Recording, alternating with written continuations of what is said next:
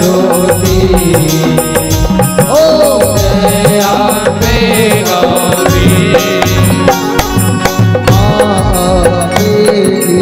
आरती तो कोई नर गावे मैया तो कोई नर गावे भक्त शिवानंद स्वामी भक्त हरिनर स्वामी चित फल पावे ओम जय अम्बे गौरी गौरव करुणावतारं संसार सारं भुजगेन्द्रहारं सदा वसन्तं हृदयालवेन्दे भवं भवानी त्रिकालकाले कपालमाला सिद्धिकराय दिगम्बराय दिगम्बराय नमः शिवाय नमः शिवाय त्वमेव माता पिता त्वमेव त्वमेव दूतसखा त्वमेव त्वमेव वेद्या द्रविणं त्वमेव त्वमेव सर्वं मम देवदेव हरे राम राम राम राम हरे हरे हरे कृष्णा हरे कृष्णा हरे कृष्णा हरे हरे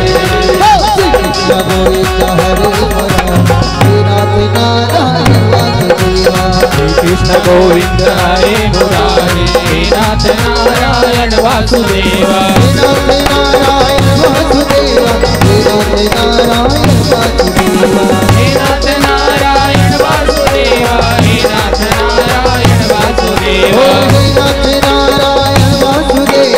नाथ नारायण वासुदेव हे नाथ नारायण वासुदेव हे नाथ नारायण वासुदेव गोविंद बोलो हरि गोपाल बोलो राधा रमण हरि गोविंद बोलो हरि गोपाल बोलो राधा रमण हरि गोविंद बोलो गोविंद बोलो हरि गोपाल बोलो गोविंद बोलो हरि गोपाल बोलो गोविंद बोलो हरि गोपाल बोलो दोनों हाथ कर दीजिए सभी राधे राधे राधे राधे राधे राधे राधे राधे राधे राधे राधे राधे राधे राधे राधे राधे राधे राधे राधे राधा रमण हरि गोविंद बोलो राधा रमण हरि गोविंद राधा रमण हरि गोविंद बोलो राधा रमण हरि गोविंद बोलो हरे कृष्ण हरे कृष्ण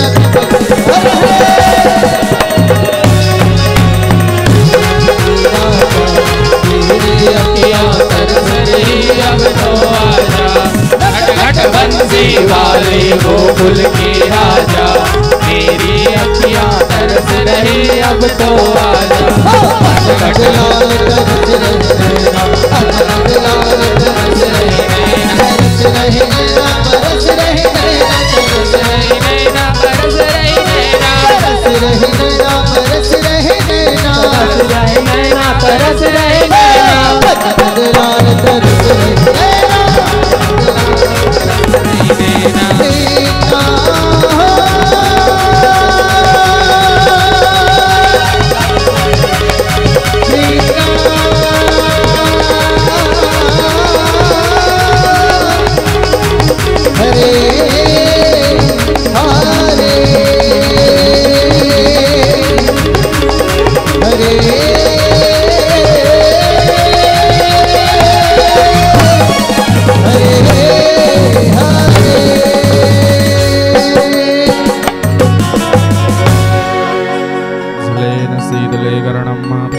देवाधिबंधनम जल है।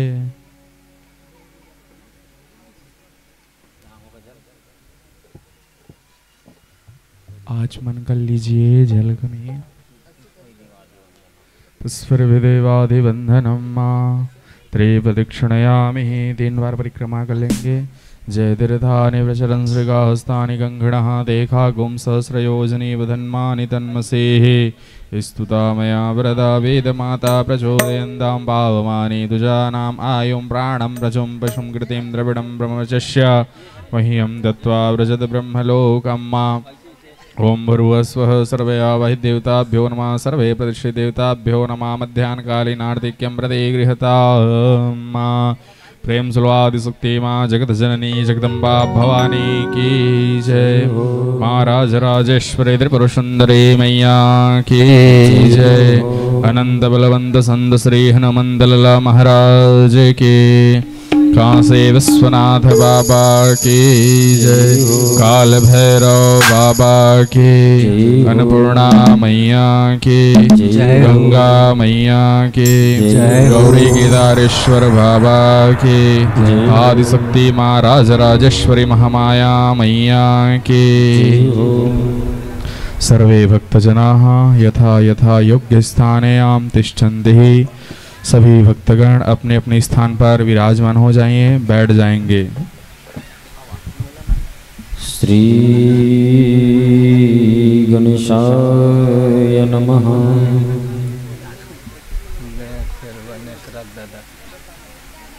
श्री गुरु चरण कमलेभ्यो नमः। श्री सीताराम चरण कमलेभ्यो नमः। श्री राधा कृष्ण चरण कमलेभ्यो नमः। श्री उमा महेश्वर चरण कमलेभ्यो नमः। मातृपितृ चरण कमलेभ्यो नमः। इष्टदेवताभ्यो नमः। कुलदेवताभ्यो नमः। ग्रामदेवताभ्यो नमः।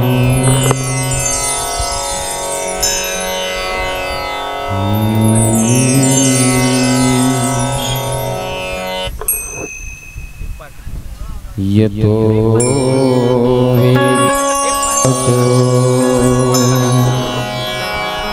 विकुण्ठामनोभिः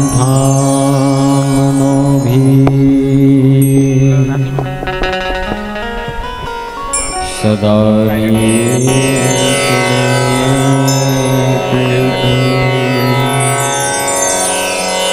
यत्ता गृह्णन्ति परब्रह्मरूपं चिदानन्दभूतं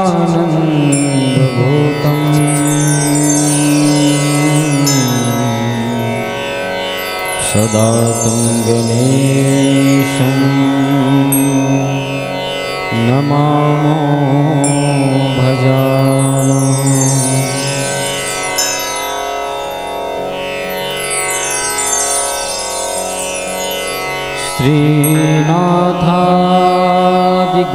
श्रीनाथादिगुरुत्रयं गणपति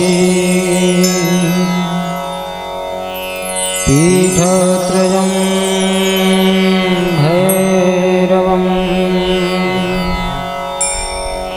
सिद्धोदकवटुकत्रयं पदयुगम् द्वितीक्रमं मण्डलम् वीरान्ध्वष्टशतोषष्टिनवकं वीरावली पञ्चकम् श्रीमन्मालिनी मन्त्रराजसहितं वन्दे गुरुमण्डलम्।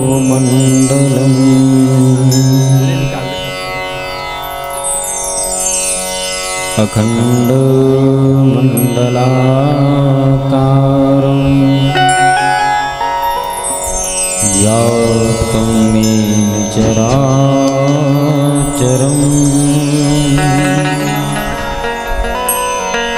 तत्पदं दर्शितं येन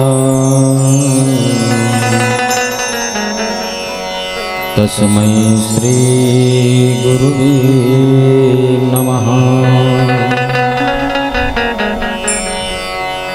गंगातरंगरमणी जटाकलापम्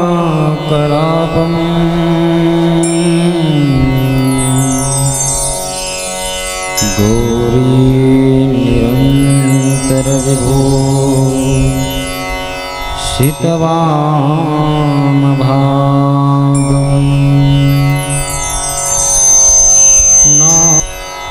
नारायण प्रियमनङ्ग मदापहारम्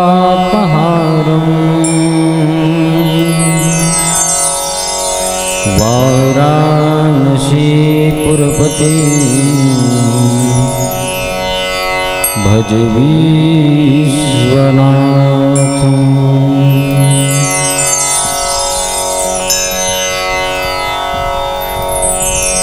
वंशी विभूषितकरान्नवनीरदाभात् पीताम्बरधरनबिम्बफलाधरोष्ठा पूर्णेन्दुसुन्दरमुखा दरविन्द्रनेत्रा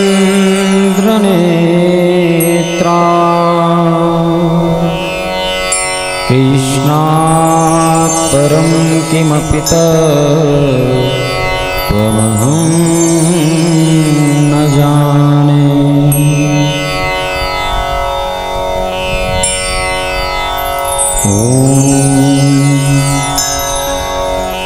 यो ब्रह्माणं विदधाति पूर्वं यो वै वेदांच प्रहिणोति तस्मै तं महादेवम् आत्मबुद्धिप्रकाशम् मोक्षुर्हवे शरणम् अहं प्रपद्ये। सत्यं ज्ञानमनन्तमेकमजरम् नित्यं विभुं शाश्वतम्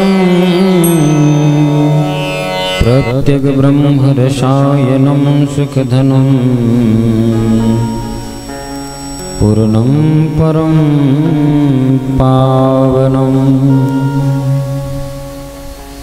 स्वात्मज्योतिरनाद्यमध्यनिधनं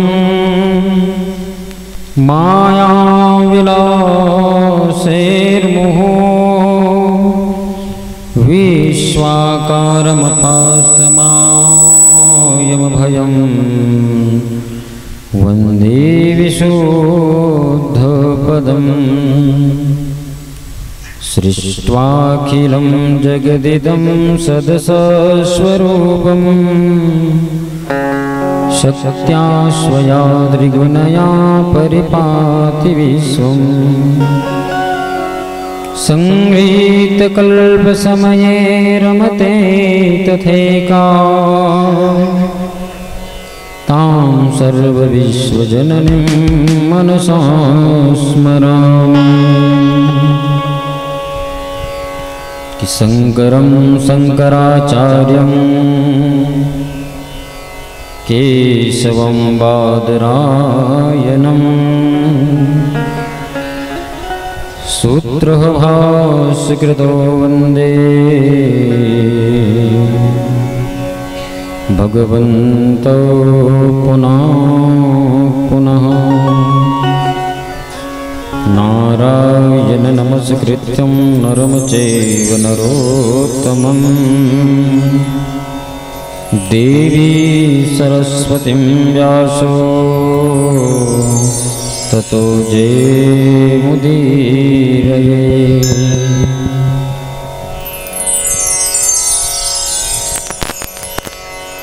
ज्ञानिनामानि चेतांसि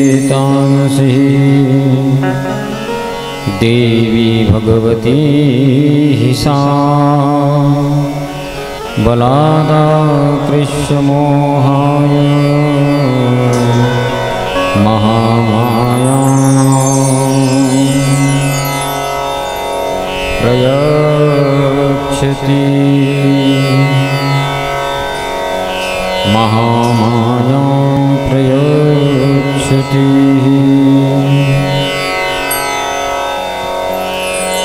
श्री वेद व्यास जी के पद कमल बारंबार मना गुण गाऊं अम्बे भवानी के हनुमत हो सहाय कियति आतुर चिंतित हृदय नहीं पावत विश्राम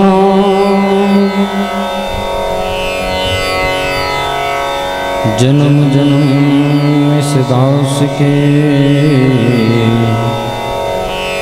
प्रभु श्री सीताराम प्रभु श्री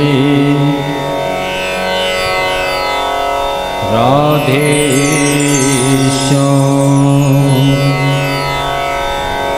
प्रेम से बोले जगत जननी दुर्गा महारानी की आदि शक्ति महामाया की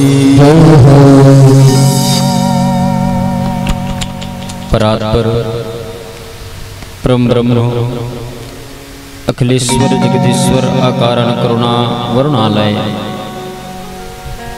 जगत धात्री त्रिपुर सुंदरी माँ भगवती राजराजेश्वरी की अनुपम कृपा से परम सौभाग्य का ये विषय मिला है कि माँ भगवती आद्य शक्ति और शक्ति की आराधना का पर्व ये शारदीय नवरात्र, जिसमें भगवती के नवाहन यज्ञ श्रीमद् देवी महाभागवत श्रवण करने का जो महान पुण्य हम सबको प्राप्त हुआ। तो मानस प्रेमी श्रोता समाज भगवान श्री राधा कृष्ण के युगल चरणार वृंदों की सेवा करने वाले, भगवती की चरण शरण में अपने जीवन को समर्पित करने वाले श्रोता वृंद, भक्त वृंद, भक्तिमयी वात्सल्यमयी ममतामयी करुणामयी माताओं, समुपस्थित भगवत रसिक जन, कल आप सबने देवी भागवत की महिमा का प्रथम अध्याय श्रवण किया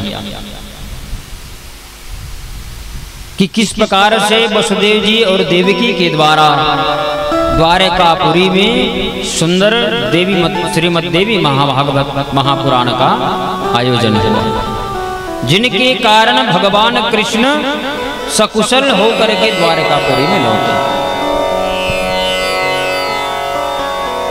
क्योंकि यज्ञ का कल प्रथम दिवस था, इसलिए रात्रि की वेला आरंभ हो चुकी थी।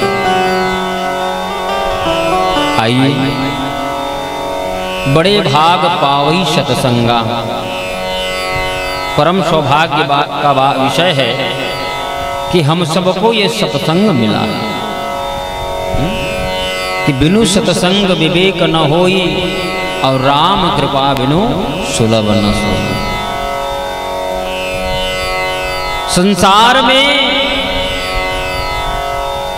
तीर्थराज केवल एक ही प्रयाग नहीं है, सब तीर्थों के राजा हैं प्रयागराज, सब तीर्थ।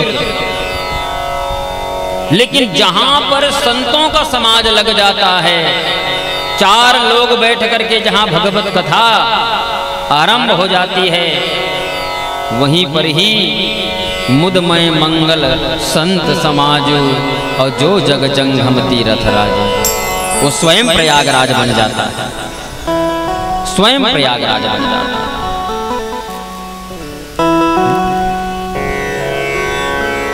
कि श्याम तुझे मिलने का सत्संग ही बहाना है। दुनिया वाले क्या जाने मेरा रिश्ता पुराना है। बड़े भाव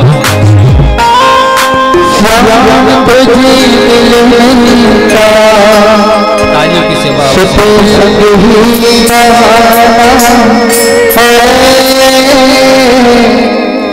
दुनिया वाले का मेरा रिश्ता पुराना है। श्याम तुझे मिलने का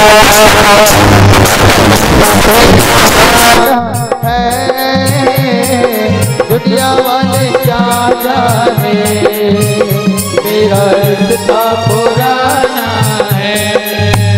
ओ श्याम तुझे मिलने का सत्संग ही बहाना है। दुनिया वाले क्या जाने मेरा रिश्ता पुराना है।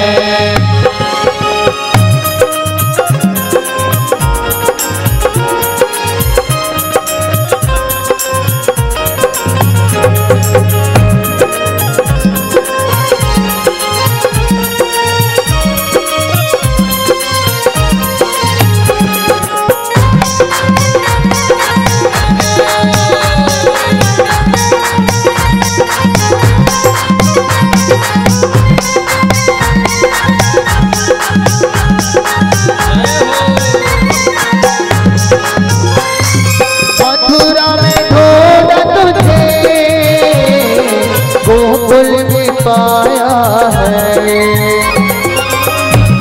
में ढूंढा तुझे गोकुल में पाया है।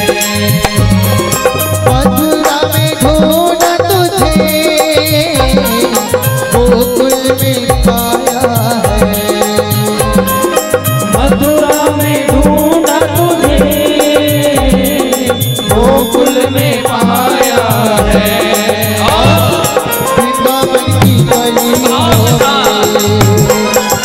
वृंदावन की गलियों में मेरा श्याम का ठिकाना है। दुनिया वाले क्या जाने मेरा रिश्ता पुराना है। श्याम तुझे मिलने का सत्संग ही बहाना है। दुनिया वाले क्या जाने मेरा रिश्ता पुराना है।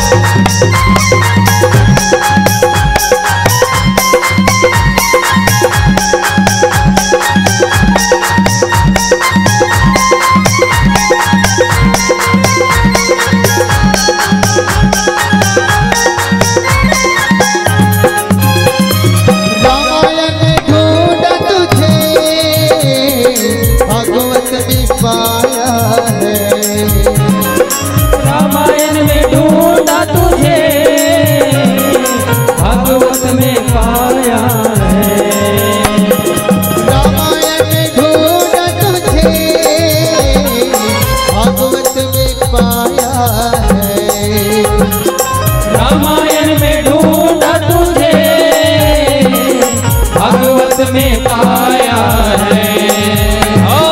गीता की बदनों में, गीता की बदनों में मेरा श्याम का ठिकाना है। दुनिया वाले क्या जाने रिश्ता पुराना है, ओ जादू दे मिलने का सत्संग ही बहाना है। दुनिया वाले क्या जाने मेरा रिश्ता पुराना है, मेरा रिश्ता पुराना है, मेरा रिश्ता पुराना है, मेरा रिश्ता पुराना है, मेरा रिश्ता पुराना है।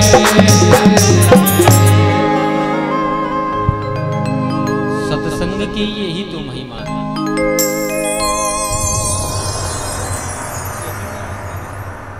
महाराज सत्संग की एक विशेष बात बताएं कि जब तक आप कथा पंडाल में बैठे हैं ना, आपको किसी प्रकार की चिंता आदि नहीं होगी। किस चीज की चिंता? किस चीज की? घर आदि की। बोले महाराज काम है तो जहां यहां आए तो सारी चिंता वहीं छूट गई, वहीं छूट गई। और सबसे बड़ा विषय तो यह बात का है कि जब कभी आप कथा पंडाल में हैं तो कथा पंडाल का यह प्रभाव होता है कि महाराज विषयों से जीव सदैव सदैव के लिए विरक्त हो जाता है। कल आप सबने प्रथम अध्याय की महिमा श्रवण किए। सुत जी महाराज से सौनक आदि ऋषियों ने हाथ जोड़ करके पुनः पूछा कि हे मुनिवर, कृपा करके भगवती की महिमा का और गान करिए कि इसके बाद और किसने भगवती की महिमा का गान किया और किसने सुना। तो सुत जी महाराज कहे, ऋषियों धन्य हो, सुनो। तो सबसे पहले होता है मंगलाचरण। मंगलाचरण सर्व मंगल मांगल्य शिवे सर्वार्थ साधिके। क्योंकि हम सब की जीवन में अमंगल तो है ही, और अमंगल को मंगल में परिवर्तन करने की क्षमता यदि किसी में है तो मां भगवती जगत जननी दुर्गा। इसलिए सर्व मंगल मंगल सभी के लिए मंगल, किसी एक के लिए नहीं। बोले जीव के लिए, मनुष्य के लिए और पक्षी के लिए नहीं, सब के लिए। सर्व, सर्व यानी सब, सब के लिए। तो एकदा कुंभयो निस्तो लोपामुद्रा पतिर्मुनि गत्वा कुमार रंभर्चा प्रपक्षाम विविधा कथा। एक बार अगस्त नाम के मुनि, जिनको कुंभज भी कहा गया है, कुंभज यानी, कुंभ यानी होता है घड़ा, करसी, और एकरेश जन्म हो है इसलिए इनका नाम पड़ा कुंभज। अपनी पत्नी का नाम है लोपामुद्रा। पत्नी को साथ लेकर के तीर्थ यात्रा के लिए चले। पत्नी संग में लेके कौन कौन तीर्थ बरत जाता तेला बताओ।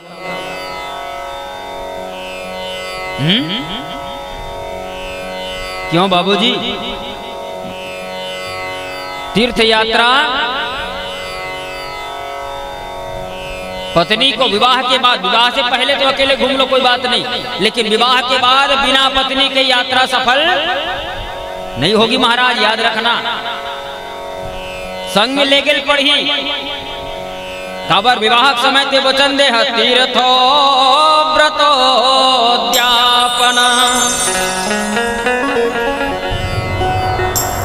पहली वचन तो तीर्थक बोले हैं,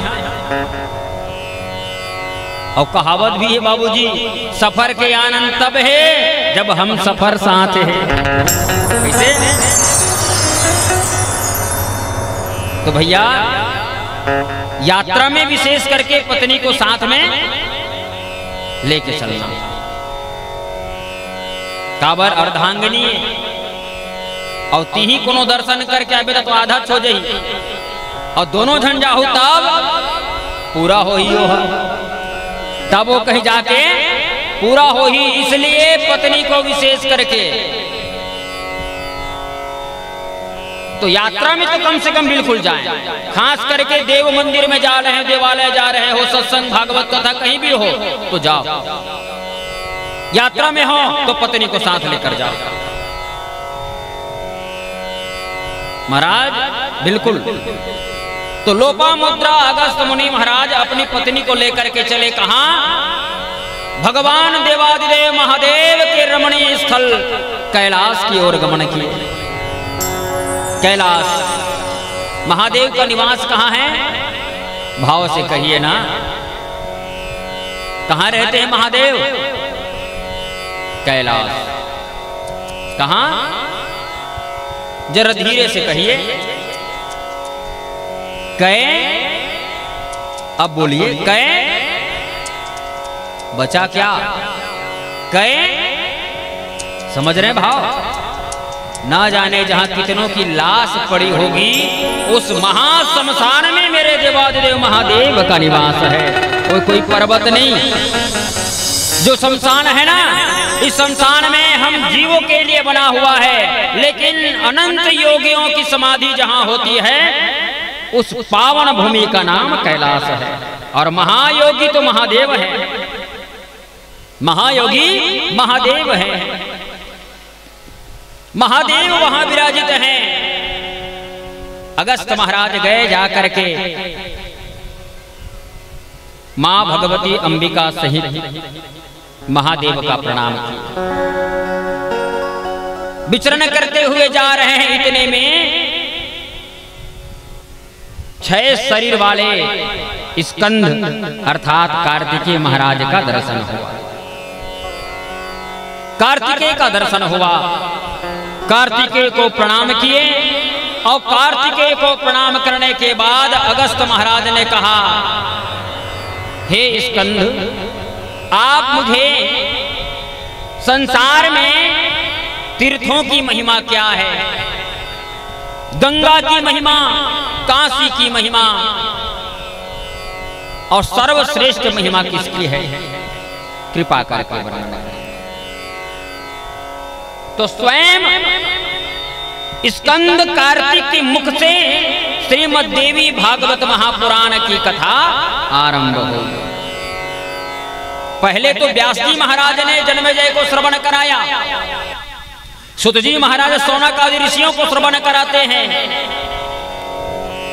लेकिन आज स्वयं कार्तिकेय महाराज ने मां भगवती जगज्जननी की सुंदर देवी भागवती कथा आरंभ की। कि सुनिए, आसीद वस्वता पुत्र श्राद्धदेव इति विश्रुता सोहम पत्नयो करो दिष्टिं वसिष्ठानो मतो नृप। विवस्वान कुल में, वैवस्वत कुल में श्राद्ध देव नाम के एक महर्षि हुए। श्राद्ध देव, इनकी पत्नी का नाम है श्रद्धा और इन्होंने यज्ञ करवाया। वशिष्ठ जी महाराज को यज्ञ के लिए निमंत्रण दिया। आपके यहां हो रहा है यज्ञ?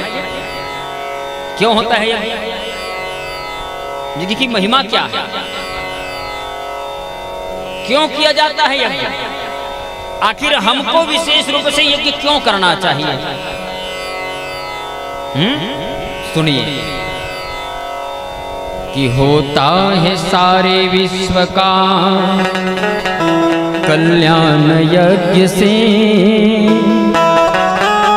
जल्दी प्रसन्न होते हैं भगवान यज्ञ से।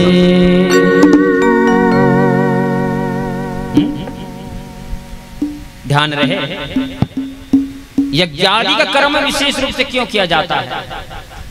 कि आप जो स्वाहा डालते हैं ना अग्नि में आहुति, उससे जो वायु हवा निकलती है वो कहां जाती है? आकाश में, और आकाश में जाकर के यही बादल बना करके वर्षा के रूप में, और उससे क्या होता है, अन्न धान। और अन्न धान जब हो गए तो जीव जंतु के साथ में मनुष्य के भी भरण पोषण, बोलो ये चक्र है। यानी आपने यज्ञ में दिया, बदले में भगवान ने आपको अन्न दिया। इसीलिए यज्ञ की महिमा कही गई कि होता है सारे विश्व का कल्याण यज्ञ से, होता है सारे विश्व का कल्याण यज्ञ से, प्रसन्न होते हैं भगवान यज्ञ से, प्रसन्न होते हैं भगवान यज्ञ से, सारे विश्व का कल्याण यज्ञ से, होता है सारे विश्व का कल्याण यज्ञ से,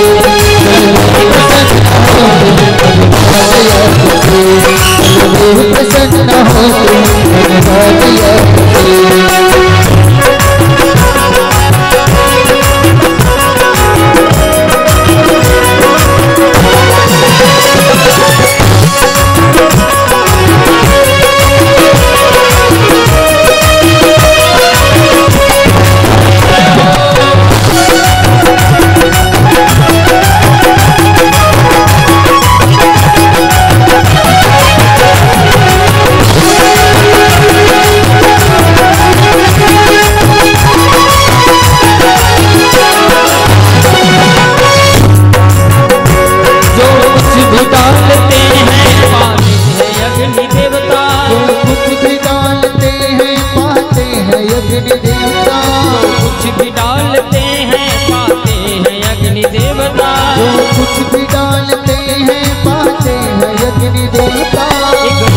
बदले सौ सौ देते हैं यज्ञ देवता, एक बदले सौ सौ देते हैं यज्ञ देवता।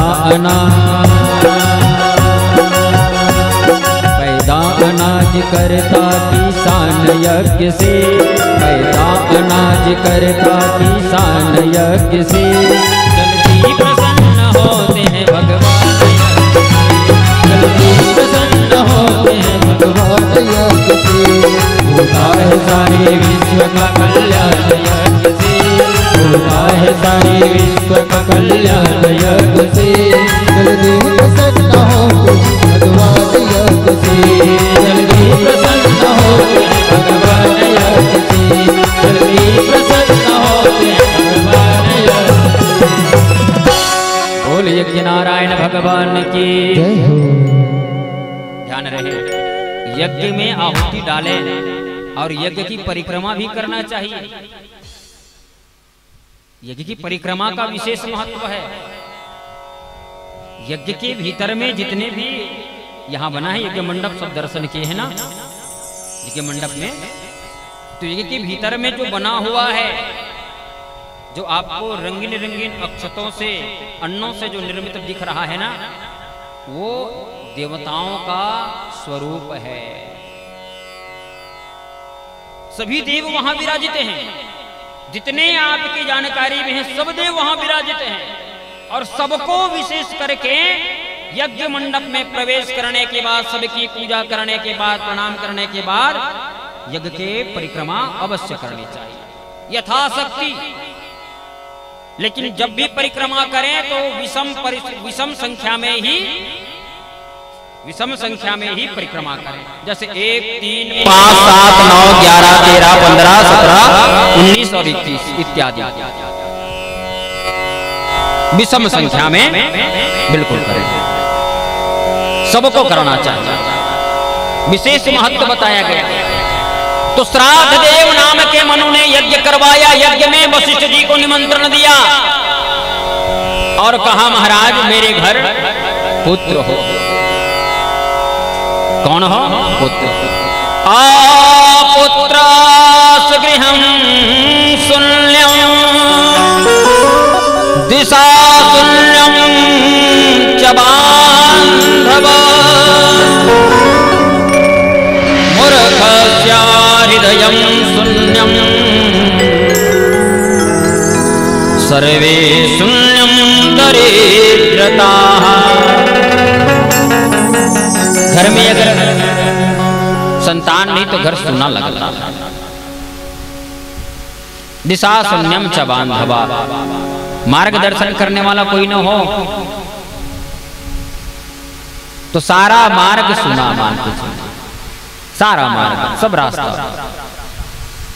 श्राद्ध देव मनु ने आकर के वशिष्ठ जी को कहा, महाराज मेरे घर पुत्र की कमी है, संतान की कमी है, कृपया यज्ञ करिए।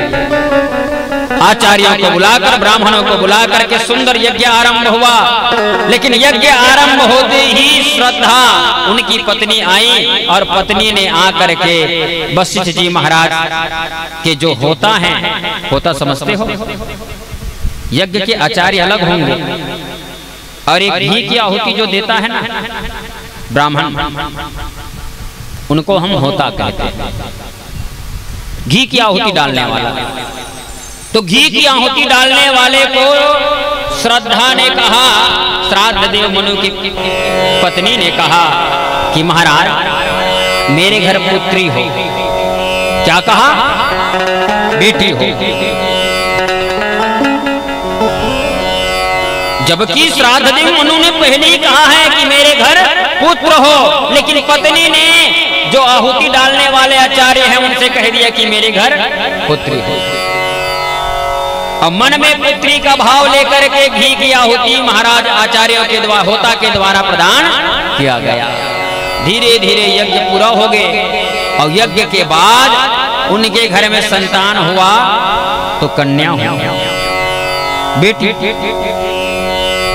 और बेटी को देख करके श्राद्ध देव महाराज आश्चर्यचकित हो गए कि वशिष्ठ जी महाराज से कहे, गुरुदेव ये किस लीला कि मैंने तो आपको पुत्र के लिए यज्ञ करवाया और हो गई मेरे घर बेटी। वशिष्ठ जी ने कहा कि जैसा संकल्प करोगे वैसा ही फल मिलता है। यज्ञादि कर्म हो, पूजा कर्म हो, चाहे अनुष्ठान को भी कर्म हो, यदि आप करें तो जिस भाव से, जिस मन से आप भगवती की आराधना करेंगे, निश्चय है यम यम चिंतयेत कामं तम तम प्राप्नोति निश्चितम। जिस कामना को लेकर के हम भगवती की आराधना करेंगे, निश्चय है माँ भगवती उसे पूरा करती। तब कैसे करी? तो दुकान में अगर कोनो बिस्कुट लेबर जावे तब बिस्कुटेल दियो कि पार्ले जी बिस्कुट के जगह साबुन धरा दिए, धर नहीं दीदी का नहीं देना। तो संसार ये दुकान है और दुकान का मालिक कौन? जो माँ भगवती पराम्बा जगत जननी है, वही तो सबके मालिक है। और उन्हीं के आश्रय में जो जाकर मांगा जाता है, माँ भगवती सबकी इच्छा। वशिष्ठ जी महाराज ने कहा कि ते हैं तो पुत्र मांगे, लेकिन बेटी हो, जरूर कुछ न कुछ गड़बड़ है। ध्यान करके देखे तो क्या कि इनकी पत्नी ने कहा है कि मेरे घर बेटी हो। पत्नी ने कहा मेरे घर बेटी हो, तो इनका नाम रखा गया ईला। बेटी का नाम रखा गया ईला। ईला नाम की कन्या। श्राद्ध देव ने कहा, महाराज आप तो सर्व समर्थ हैं। वशिष्ठ जी से कहा कि आप तो सर्व समर्थ हैं, अगर आप चाहें तो मेरी बेटी को बेटा आप बना सकते हो। बेटी को बेटा, पुत्री को पुत्र आप परिणित कर सकते हो। मैं जानता हूं कि आप में उतनी क्षमता है कि समर्थ को नहीं दोष गोसाई, समर्थ को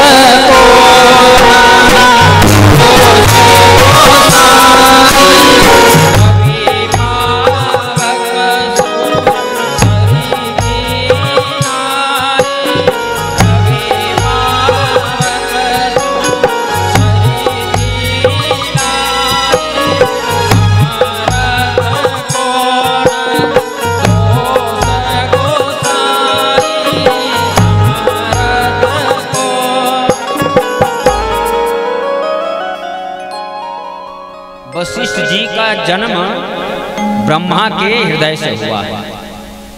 कहां से? हृदय से। और जब जन्म हुई ना तो वशिष्ठ जी की थे। वशिष्ठ जान रहे हो ना, भगवान राम के कुल गुरु ये है। कौन है? कुल गुरु। और जब जन्म हुई से तो वशिष्ठ जी ब्रह्मा जी से कहे, पिताजी ये बताओ मेरे जन्म देने का कारण क्या है? क्योंकि बिना कारण के किसी का जन्म कुछ न कुछ प्रयोजन है, कुछ न कुछ प्रयोजन है। महाराज आखिर मेरा जन्म देने का कारण क्या है? तो कहा कि तुम राम के कुल गुरु हो। बोले राम का जन्म कब होगा? त्रेता युग में। अभी क्या चल रहा है? बोले सतयुग, इसके बाद आएगा द्वापर, और द्वापर के बाद आएगा त्रेता।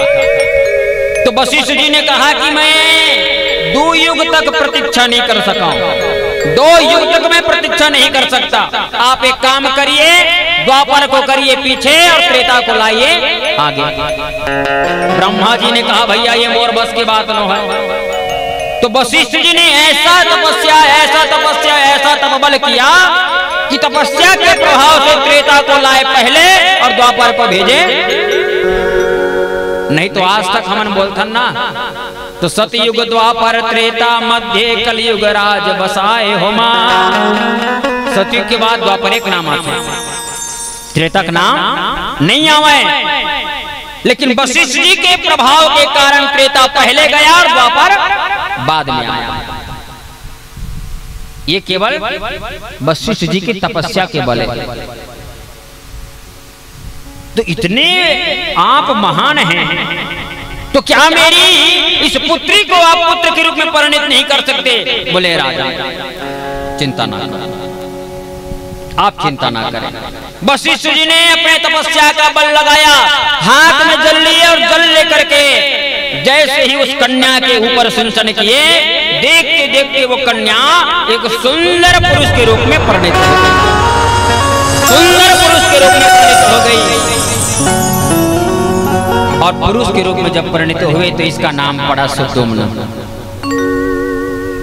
इसका नाम पड़ा सुद्युम्न। श्राद्ध देव ने सुंदर जात कर्म किया, नामकरण संस्कार और जितने भी संस्कार हैं सब किए। पढ़ने लिखने के लिए भेजा। सुद्युम्न एक बार शिकार करने के लिए गया जंगल, क्योंकि क्षत्रिय है और क्षत्रिय शिकार करना पहले अपना, देखो शिकार किसको कहते हैं? हिंसक पशुओं का शिकार। हिंसक समझते हैं ना? जो जीव जंतु किसी दूसरे जीव को दुख दे उनका। क्योंकि जंगलों में केवल जीव जंतु नहीं, जंगलों में हमारे ऋषि मुनि भी तपस्या मन तपस्या करे, तो ओकर की रक्षा काम करे राजा मन, ओकर मन की तपस्या के रक्षा करेगा। तो जो जीव जंतु हिंसक होकर के दूसरे को नुकसान दे, ऐसे जीवों को शिकार करने के लिए आज महाराज सुद्युम्न अपने पूरे चतुरंगनी सेना लेकर के गड़गड़ करके रथ रवाना हुए। और रथ पहुंचा एक सुंदर वन में जाकर के अनेक जीव हिंसक पशुओं का शिकार किए। आगे निकले तो जैसे ही अंबिका नाम के वन में प्रवेश किए, एक अद्भुत लीला। कैसी लीला? कि सुद्युम्न समेत जितने भी सैनिक हैं सब के सब स्त्री बन गए, सब के सब स्त्री बन गए। और तो और जितने घोड़े हैं वो भी सब के सब। सुद्युम्न समेत केवल अकेले नहीं, जितने भी सेना थे सब के सब जाकर के स्त्री बन गए और स्त्री के रूप में परिणित हो गए। तो ये कौन सा वन है? ये अंबिका वन है। अंबिका अर्थात माता भगवती जगत जननी पार्वती का स्थान है, जहां महादेव के साथ में मां भगवती पार्वती विराजित रहती हैं। एकांत स्थान में भगवान महादेव के साथ में पार्वती विराजित होकर के अनेक अनेक कथाओं का श्रवण करते। महाराज एक बार महादेव पार्वती के साथ ऐसे ही विराजमान थे कि कुछ समय बाद सप्त ऋषियों का आगमन हुआ और ऋषियों को देख करके माता पार्वती लज्जित हो गई। पार्वती जब लज्जित हुई तो पार्वती ने महादेव से कहा, प्रभु यहां मैं चाहती हूं कि मेरे अलावा, आपके अलावा और कोई पुरुष न आए। तो महादेव के द्वारा और पार्वती के द्वारा तुरंत वहां पर निर्णय लिया गया कि आज के बाद जो कोई भी पुरुषत्व को प्राप्त करने वाला व्यक्ति यहां आएगा वो स्त्री के रूप में परिणित हो जाएगा, स्त्री के रूप में परिणित हो जाएगा। यही कारण है कि सुदुम्न जो पहले कन्या के रूप में जन्म लिया, फिर पुरुष बना और पुनः स्त्री बन गए। अब स्त्री के रूप में अगर वो जाकर के किसी को बताए भी तो क्या बताए, घूमते घूमते वो आगे और निकले तो एक आश्रम मिला। आश्रम, और आश्रम में कौन रहते हैं? चंद्रमा के पुत्र बुद्ध। चंद्रमा, दिन के राजा सूर्य और रात्रि के राजा चंद्रमा, उनके पुत्र का नाम है बुद्ध। बुद्ध समझ गए ना, ये मंगल वाले बुद्ध, आज हरे है ना, बुधवार के मंगल है, कल वाले कल। तो चंद्रमा के पुत्र हैं बुद्ध। बुद्ध की दृष्टि इस कन्या के ऊपर पड़ी, वहां पर विधिवत इसने विवाह किया। अब विवाह करने के बाद समय व्यतीत तो हो गया, इनके गर्भ से एक संतान का जन्म हो गया जिसका नाम पड़ा है पुरूरवा। और इन्हीं के आगे चल करके, पुरूरवा के आगे चल करके भगवान कृष्ण का जन्म हुआ है। ध्यान रखना, इसी कुल में भगवान कृष्ण का जन्म हुआ है। इसलिए राम को सूर्यवंशी कहा जाता है और कृष्ण को, बोलो ना, चंद्रवंशी या सोमवंशी। चंद्रमा के पुत्र बुद्ध हुए और बुद्ध के पुत्र है पुरूरवा, और इन्हीं के द्वारा वंश जो चला है, इसलिए सोमवंशी। अब इतने समय व्यतीत हो गए, उस कन्या को याद आया कि मैं तो यहाँ की राजा। मन में विचार आया। अब विचार ऐसा आया, महाराज क्या करें, किसको जाकर बताएं? क्यों? कभी कभी संकट की स्थिति ऐसे आती है कि आरत का न करया को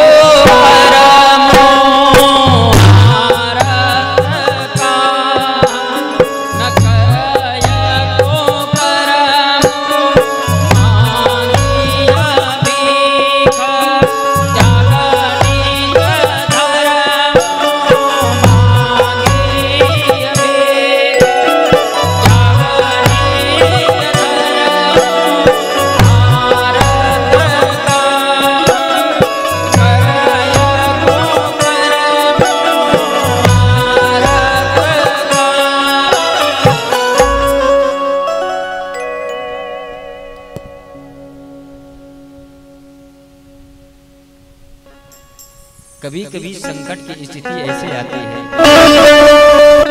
कि महाराज न उगलते बनता है न निगलते बनता है।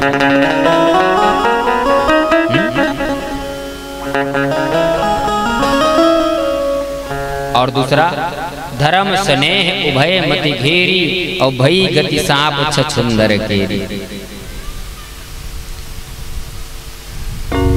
सांप हा भूखाए कोनो रही ना तो छुछुल नहीं खावा। हाँ, कतनो भूखाए रही नहीं खावा, और खाही तब मरही और नहीं खाही तब भूख में मरही। खाही कैसे मरही? जैसे वो छुछुल निकलते ना, तो छू को कर जो दांत थे ना सबसे बड़े आगे वाला बोला वो गला में यही चीर फंसा देते, गगड़ा देते, और गड़ा जिस ना तो वो ना तो निगल सके ना उगल सके ना निगल सके। अब के दिन जी सांप अंत में उसकी मृत्यु। तो आज ईला नाम की इस कन्या के सामने ऐसा धर्म संकट आया महाराज, क्या करें क्या करें। वशिष्ठ मुनि के आश्रम में गए और वशिष्ठ मुनि के आश्रम में जाकर के सारा वृत्तांत बताया। मुनिवर, मैं वही सुद्युम्न हूं जिसको स्त्री के रूप में पहले देखा है और पुरुष के रूप में आपने परिणित किया। वशिष्ठ मुनि ने ध्यान करके जाना कि अंबिका वन का यह प्रभाव है। आज महाराज वशिष्ठ के द्वारा भगवान देवादिदेव महादेव का सुंदर वंदन किया जाता है। महादेव का वंदन कि अतिशय गिरी समम कज्जलम सिंधु पात्रे सुरवर तरुशाखा लेखनी पत्र मुर्वी लिखति यदि गृहीत्वा शारदा सर्वकालम तदपि तव गुणान्वेषं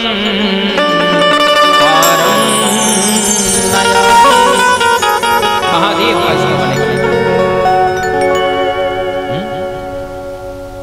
भाव से वशिष्ठ जी सब सेनाओं के साथ में मिलकर के वो कन्या भी देवादिदेव महादेव का सुंदर आराधना करते हैं। आइए महादेव का हम भी थोड़ा सा आराधना करें। देखिए कथा के बीच में ये जो पैर है ना ये दुखने लगे, खड़े होकर के ताली बजा रहे। ऐसे नहीं कि महाराज बैठे तो हम उठ जाएंगे, अब थोड़ा सा ताली बजा कुछ नहीं, पुनः भजन चले फिर बैठ जाइए, भजन विश्राम से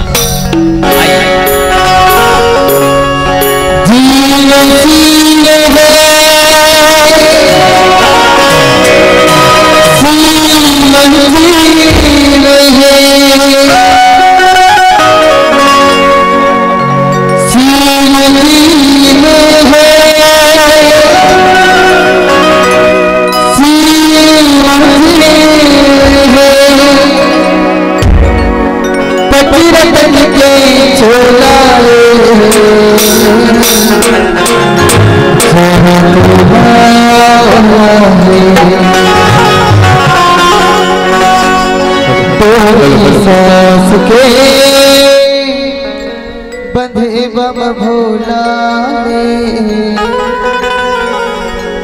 डोरी सास के बंधे बम भोला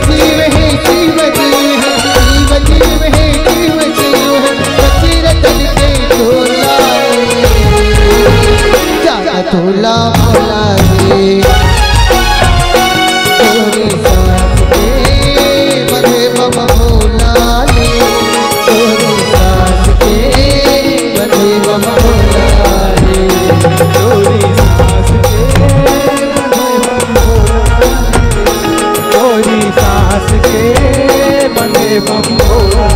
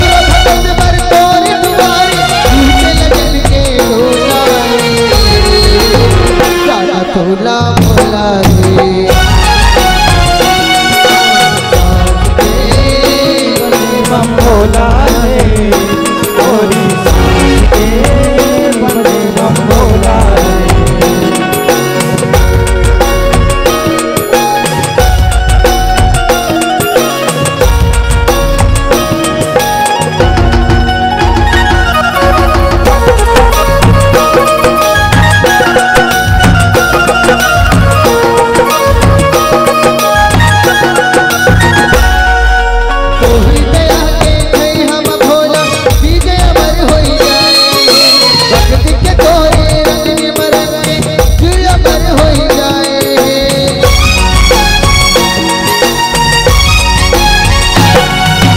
बात सजन में उलट छिनमा प्रभु जुग जुग मानी ये कोनो वाल के भाव दिन रते हर दीजा हर पल कर दो देव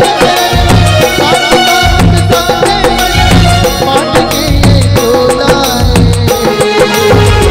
गाना तोला भोलाए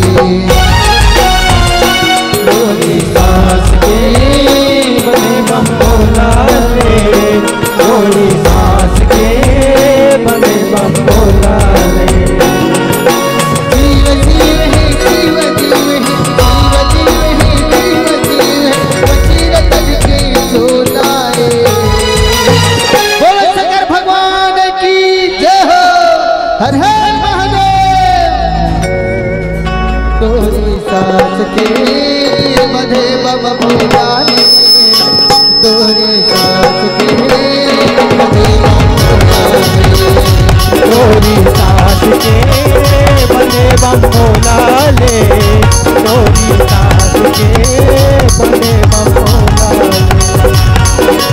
जीव जीव है जीव जीव है जीव जीव है वजीर तज के सोनाए जाना तोला भोला रे तोरे सास के बधे बम भोला रे तोरे सास के बधे बम भोला रे गोरी सास के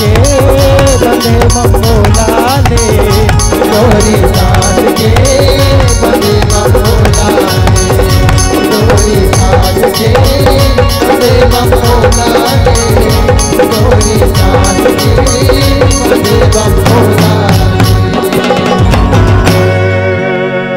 बोली शंकर भगवान की जय हर हर महादेव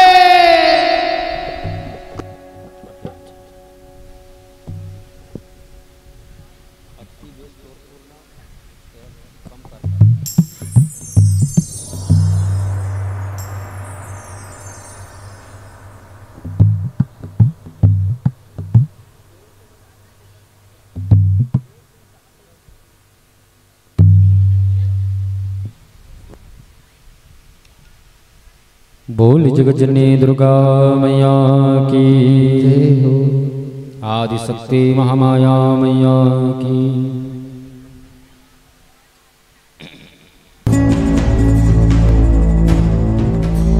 भगवान के बाद में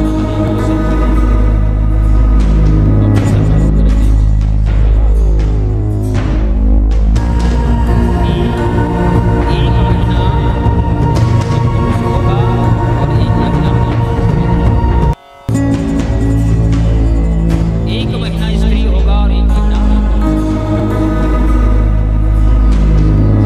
जी ने कहा कि यदि ऐसा हो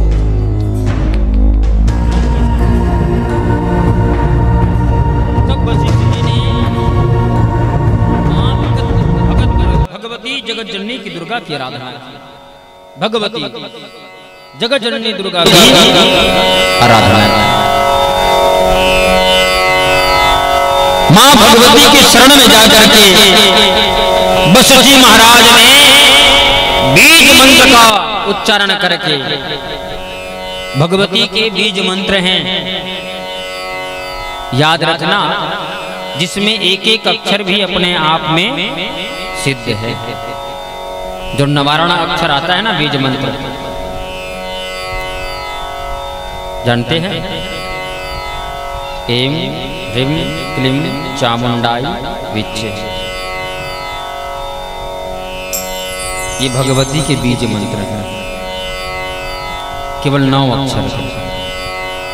एम ह्रीम क्लीम चामुंडाई विच्चे, जिसमें से एक का भी अगर उच्चारण किया जाए तो सिद्ध हो जाता है। वशिष्ठ जी महाराज ने बीज मंत्र की आराधना की मां भगवती को प्रसन्न करने के लिए। भगवती तो करुणामयी है, कृपालु है। अरे भले ही पुत्र कैसे भी कुपुत्र हो जाए, लेकिन माता कभी कुमाता। कुपुत्रो जायेत क्वचिदपि कुमाता न भवति। लेकिन माता कभी कुमाता नहीं। वशिष्ठ जी महाराज के तपस्या के प्रभाव से मां भगवती प्रसन्न हुई। अष्टभुजा लेकर के जिस समय वशिष्ठ जी के सामने प्रादुर्भाव होते, उस समय भी तमाम देवता धुम बाजा बजा करके जय जयकार करते हैं। बोल जगजननी दुर्गा मैया की हो।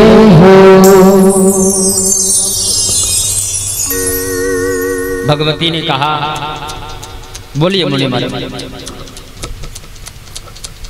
कि हे मां पराम्बा, जगत जननी जगदम्बा, आप तो सर्वज्ञ हैं, सब जानते हैं किस कारण से मैं आपका ध्यान और तपस्या किया हूं, सब जानते हैं आप कि मेरे इस पुत्र को 1 मास स्त्री और 1 मास पुरुष होने का वरदान महादेव के द्वारा प्राप्त हुआ। मैं चाहता हूं कि ये सदैव सदैव के लिए पुरुष के रूप में परिणत हो जाए। आप कृपा करें, करुणा करें। भगवती ने कहा, यदि ऐसा है तो कम से कम 9 बार श्रीमद् देवी महाभागवत महापुराण का 9 बार इसको श्रवण करना होगा। कितने बार? 9 बार। और 9 बार के श्रवण करने से निश्चय ही ये सदैव के लिए पुरुष के रूप में परिणत हो जाएगा। वशिष्ठ जी महाराज ने अपने शिष्यत्व का कल्याण करने के लिए, शिष्य को कल्याण करने के लिए आज श्रीमद् देवी महाभागवत महापुराण का आयोजन किया। 9 बार यज्ञ चला, चंडी की आराधना चली, और 9वें बार जैसे ही पूर्णाहुति हुई, जिस समय सुदुम्न सदैव सदैव के लिए पुरुषत्व को प्राप्त करते हैं, उस समय भी तमाम देवता धुंध बाजा बजा करके जय जयकार करते हैं। बोले जगजननी दुर्गा मैया की हो। महाराज स्कंद कार्तिकेय अगस्त महाराज को ये सुंदर कथा सुनाने लगे। इसके बाद सुदुम्न आए, अपने राज्य में सुखपूर्वक राज्य किए, अनेकों समय व्यतीत हुआ। स्कंद कहते हैं, कार्तिक कहते हैं अगस्त महाराज से कि हे मुनिवर, जो इस पावन कथा को श्रवण करता है, भगवती उनका निश्चय है कल्याण करती है। और क्या सुनना चाहेंगे? पुनः अगस्त जी महाराज ने कहा, कृपा करके एकात और कोई महिमा हो देवी की तो श्रवण हमें कराए। एक महिमा हो। कार्तिकेय जी के मुख से सुंदर एक और महिमा निकली, सुनिए। ऋतवा गति विख्यातो मुनिरासुन महामती, तस्य पुत्रो भवित काल गण्डान्ते पौष्णभान्। एक ऋतवाक नाम के मुनि, ऋतवाक, जिनके घर में रेवती नक्षत्र के चतुर्थ चरण में एक पुत्र का जन्म हुआ। ये मूल है। काय मूल सब जानते हो नहीं? मूल नक्षत्र, हाँ मूल है, इसे लिखे 6 प्रकार के मूल होते दाई। ये प्रकार के 6। और रेवती नक्षत्र के चौथा चरण में, अंतिम चरण में होकर जन्म हो रहा है। और बालक के जन्म जब हो, तो बालक के जन्म में सब प्रसन्न नहीं थे, सब ऋतवाग भी महाराज प्रसन्न रहे। थोड़ा जैसे जैसे बढ़े लगी ना बालक के ऊपर संस्कार करी, नामकरण सब करी। लेकिन जब से लड़का जन्म हो तब ले ऋतवाग महाराज ला कुछ न कुछ बीमारी घेरे रहा है, कुछ न कुछ बीमारी घेरे रहा है। आगे जब लड़का बड़े होई तो चोरी करना, लुटपाट करना, डकैती करना, मांस मदिरा आदि का भक्षण करना आरंभ। अभी मुनि के बेटा है भैया, याद रखो कि जन्म देता का सब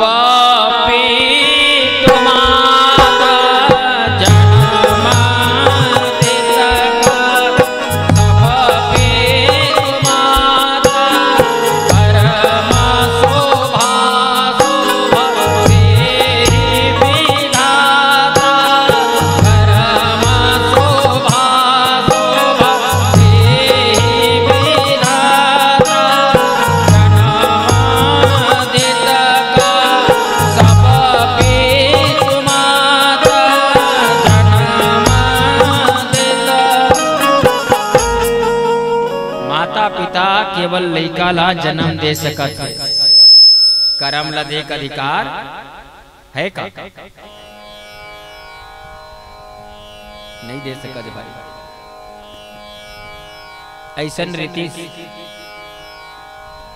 तो अयोध्या में रही के मंथरा के बुद्धि हा नाश नहीं होती, और लंका में रहे के विभीषण भी सुधर गए, और अयोध्या में रही के मंथरा हा कर्म ऊपर वाला।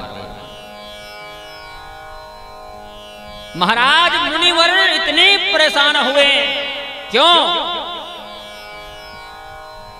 ध्यान रखो, हमार डहाने ठन कहावत, पूत कपूत तो क्वा धन संचय, अपूत सपूत क्वा धन संचय। अर्थात बेटा अगर कोनो होनहार 16 आना हो गए तो तोला धन सकेले जरूरत नहीं हुई, भंडार भर दी। अब बेटा कोनो कुपुत्र हो गए बिगड़ गए तो कतनो भंडार लाते भरे राव हा सब लुटा दी, बचा ही का। बरं न राज्यम न राज्यम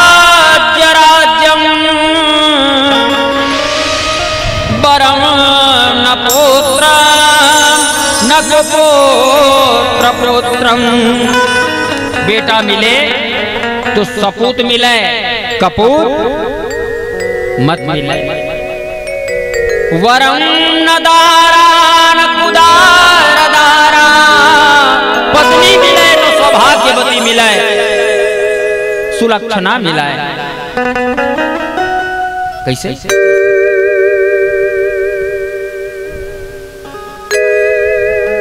संतान नहीं है ना, बेटा नहीं है ना,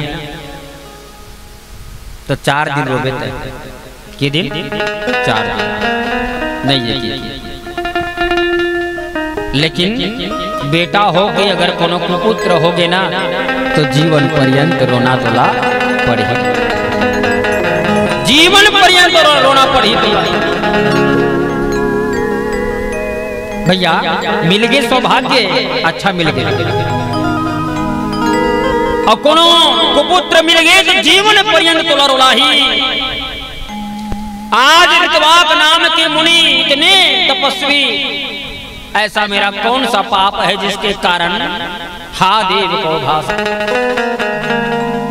मेरे घर में यज्ञ आदि कर्म पूजा पाठ कर्म करने वाले के घर में आज ऐसा कुल कलंक का जन्म हुआ।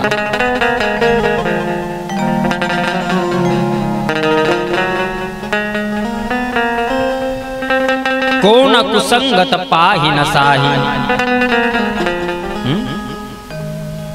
कुसंगति हा बड़े बड़े ला बिगाड़ देते। कैसे? इसलिए संगति भी देख करके विचार करके करना। याद रखें, यदि आप अपने से बड़ों के बीच में यदि उठते बैठते हैं, ज्ञानियों के बीच में उठते बैठते हैं, तो बिल्कुल है आपको ज्ञान प्राप्त होगा, उनका अनुभव प्राप्त होगा।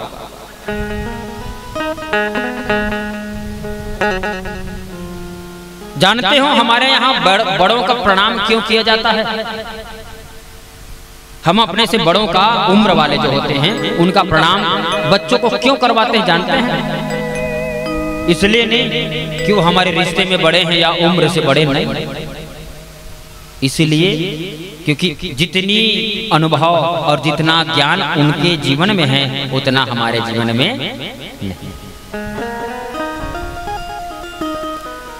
चार यदि मित्र एक साथ अगर एक ही उम्र के हों, सुनना, एक ही उम्र के 4 जन 20 साल के लड़का मन हैं, और एक बालक ने कह दिया कि आज मेरे माता पिता ने मुझे ऐसा कहा, तो दूसरा क्या कहेगा? नहीं, माँ को ऐसा नहीं कहना चाहिए था।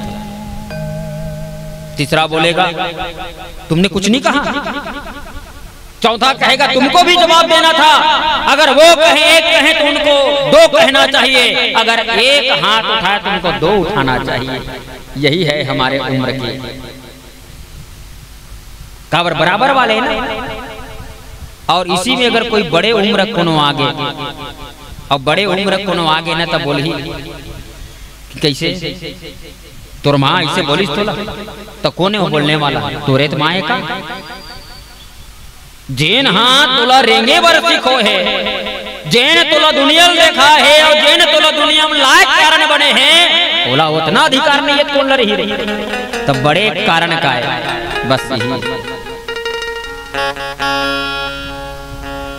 वो एक ठन कथा सुने रहे, एक गांव बिहार हो, तो वहां की थे बारात आई, तो बारात में कोई सियान मत आवे, कोनो सियान मत आना चाहिए बारात में। इसी बरतियल चेता दी, कोई एक धन मत आवे किसी। तब बरतिया मन सब तैयार, अब बारात जाना है, तो एक धन सियान के थे बाबू, कोनो एक धन गांव के सियान मन नहीं लेगा, वहां मना करे, वहां जाए बलाए नहीं है, वहां कोनो। अच्छा, कॉलोनी बुलाए दादा की, तो बिल्कुल कुछ न कुछ गड़बड़ है। ऐसे कि पहली बारात में झांपी ले गए पार्टिया मन, जान रहे नहीं का? अब झांपी ले गए तो झांपी के भीतर में बैठ गई, अब बैठ के बारात चल दी, और बारात पहुंच गए कन्या घर में, और कन्या घर में बारात पहुंच गए, कन्या वाले मन की थे, बेटी वाले मन की थे, बारात आगे, बोले हाँ आगे। अच्छा, तब सुनो, अब यहाँ ले तुमने एक शर्त वापिस जा सका था। कैसे? ये गांव में हमारे बगल में नदिया है, और ये नदिया में अगर कोनो दूध के नदी तुमन बहा दे, दूध के नदी तुमन बहा दे, तब तो तुमन हाँ कन्या ला लेके सुंदर भोजन आदि करके घर निकल जाओ, और कोनो नहीं बहा सके तो तुम्हार जाना। अब कैसे करन? अतेकन दूध कहाँ लावन? और दूध लाबो कैसे? नदी में बहावो कैसे? सबके मन में चिंता हो गए, और ये बात ला धीरे धीरे वो झांपी वाले सियान सुंदरी भीतर में बैठे थे ना, अब भीतर वाले वो सियान जब सुनी, तो वो सियान है एक निकल बोले, आ बाबू इतिया काय बात बोले है? लड़की वाले मन का शर्त रखे है? कहे बाबा ये नदिया में दूध के नदी बहाए भर के है, ताते दूध ला हमन लाबो का हाल तेलत बता। एकरे नाम से की थे बेटा कि सियान मल्ला बिल्कुल लेक चल, काबर वो अपन अनुभव ला बताई। तो सुनो रे, उमन शर्त रखे ना, दूध के नदी बहाना है कि बोल दे मल्ला हाँ बहा देबो, जितना की दे उतना बहा देबो। पहली नदी पानी तय खाली कर, पहली नदी पानी ला तय खाली करवा, हम दूध की नदी बहा दे। जैसे ये मन गई और जाग के हाँ हम दूध की नदी बहाए बर तैयार हैं, पहली नदिया पानी है खाली कर। और जैसे सुनी घर वाले मन जान नरी की हो न हो, एक बारात में कोई न कोई सियान आहे, कोई न कोई सियान। तो ये अनुभव है भैया, ये अनुभव है। इसीलिए उनके जीवन का अनुभव और ज्ञान सदैव प्राप्त करना। ऋतवाक नाम के मुनि बड़े व्याकुल हुए। एक दिन कुपुत्रेण भयो नष्टो जन्म नष्टम कुभार्यया। याद रखिए, कुपुत्र के जन्म होते ना, वो कुल के नाश मान के चलते। कुपुत्र के जन्म कुल के नाश कर देते। और पत्नी कोनो बने मिल गए है नहीं, पत्नी कोनो बने मिल गए तो भाव सागर से तार दी और बने मिल गए। समझ गए? देखो यहू सौभाग्य से मिलते। महाराष्ट्र के एक जन संत ऋष तुकाराम का नाम है तुकाराम, ये करो नाम।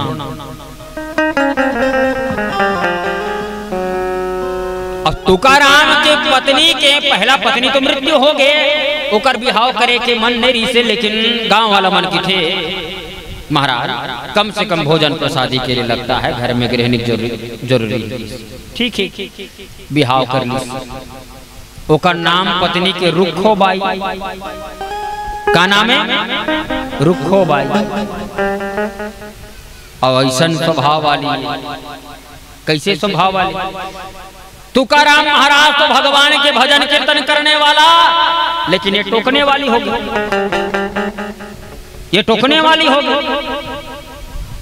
एक दिन तुकाराम महाराज ओकर घर ऐसे चौक में रहा, घर से सामने चौक, और चौक में दो चार संत मन आई, और संत मन आके सुंदर श्री राम जय राम जय जय राम सुंदर भजन करी। श्री राम जय जय राम भजन करी। अब भजन ला जब सुनी तो तुकाराम महाराज आ गए, और तुकाराम महाराज आगे श्री राम जय राम भजन चलत है। आकर तुकाराम महाराज स्वयं भजन में लग गए।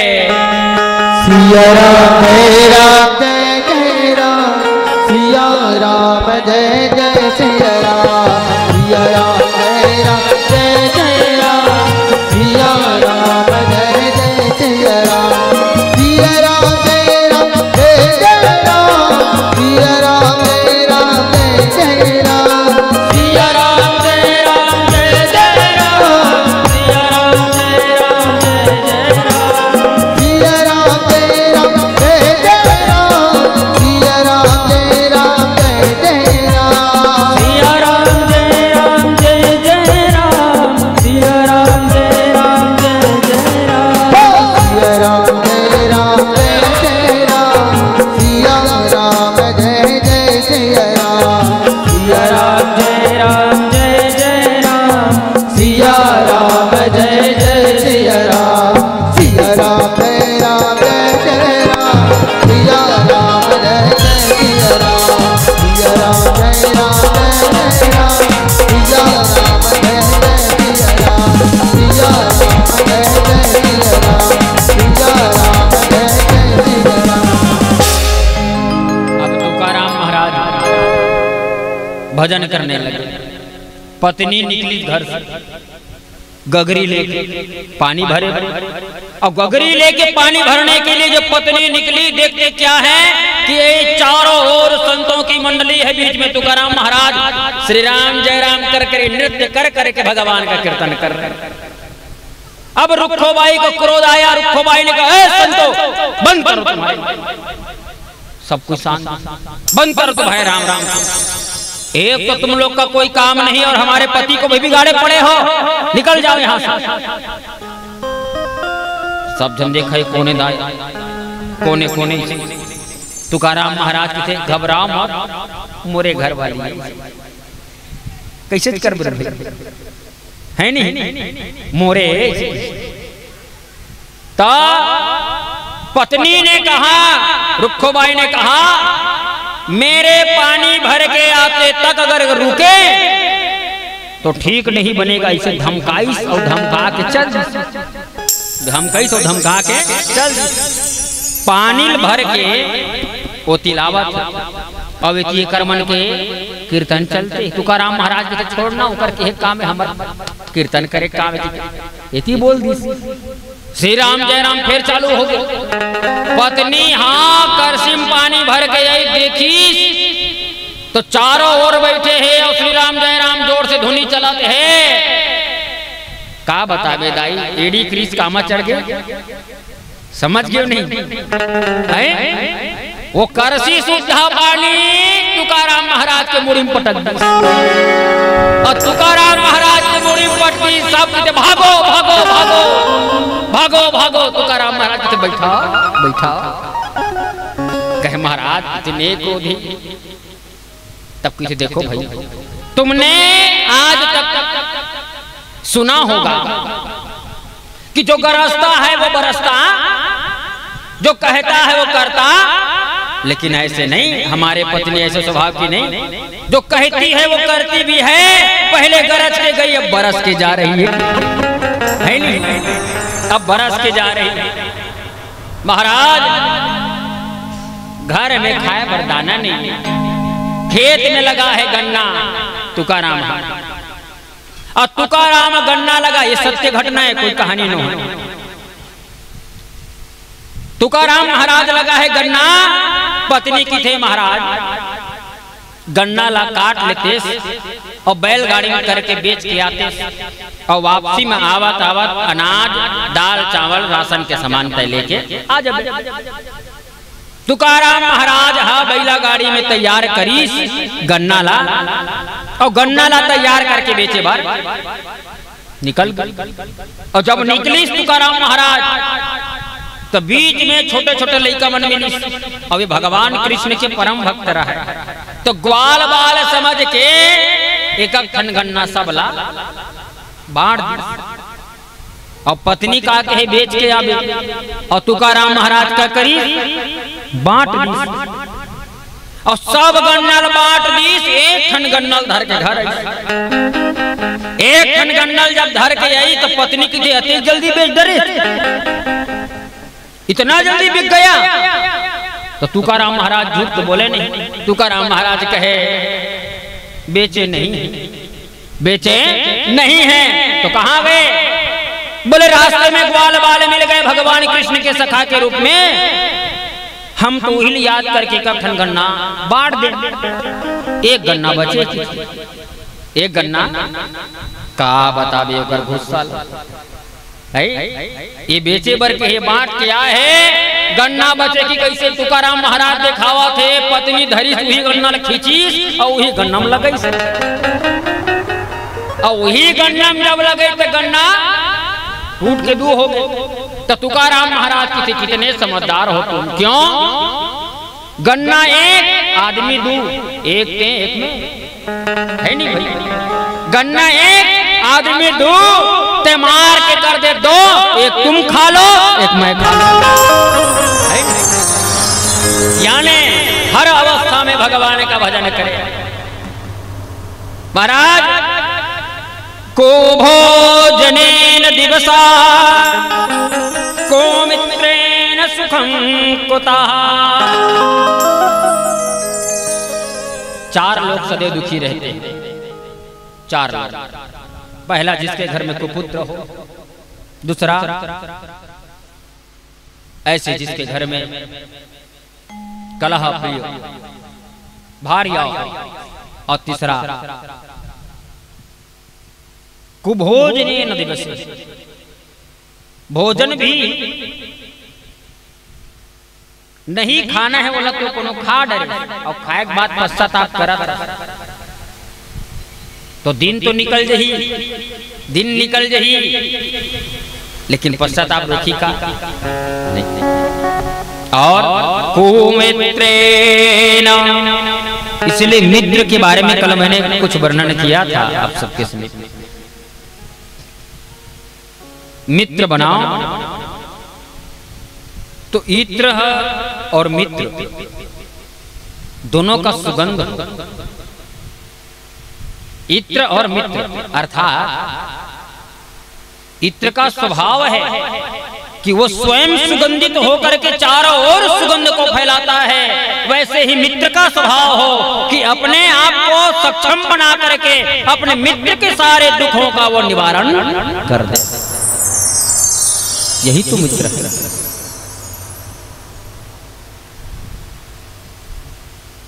आज एक कन्या का हरण ऋतवाक नाम के मुनि के वो पुत्र ने कर लिया। मुनि के पुत्र ने एक दूसरे मुनि के कन्या का हरण करके घर में लाए और लाए तो ऋतवाक मुनि पश्चाताप में कि क्या है और किस कारण से, जब से इसका जन्म हुआ है तब से मेरे घर में विपदा और आपदा आना पड़ी। तो ज्योतिष के महान आचार्य हैं गर्गाचार्य जी महाराज। कौन है? गर्गाचार्य। गर्गाचार्य इन्होंने एक संहिता लिखी है, गर्ग संहिता, जिनके पुस्तक में वर्णन है राधा और कृष्ण के विवाह का वर्णन। राधा और कृष्ण के विवाह का वर्णन इनके पुस्तक में वर्णन है, गर्ग संहिता।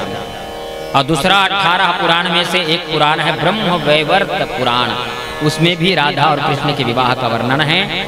जहां आज भी वो जगह है वृंदावन में भांडिर नाम का वन है, जहां भगवान का विवाह माता राधा रानी के साथ।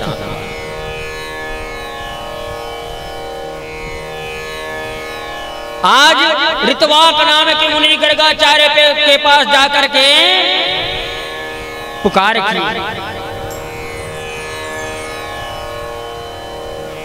व्याकुल हो करके मुनिवर ने कहा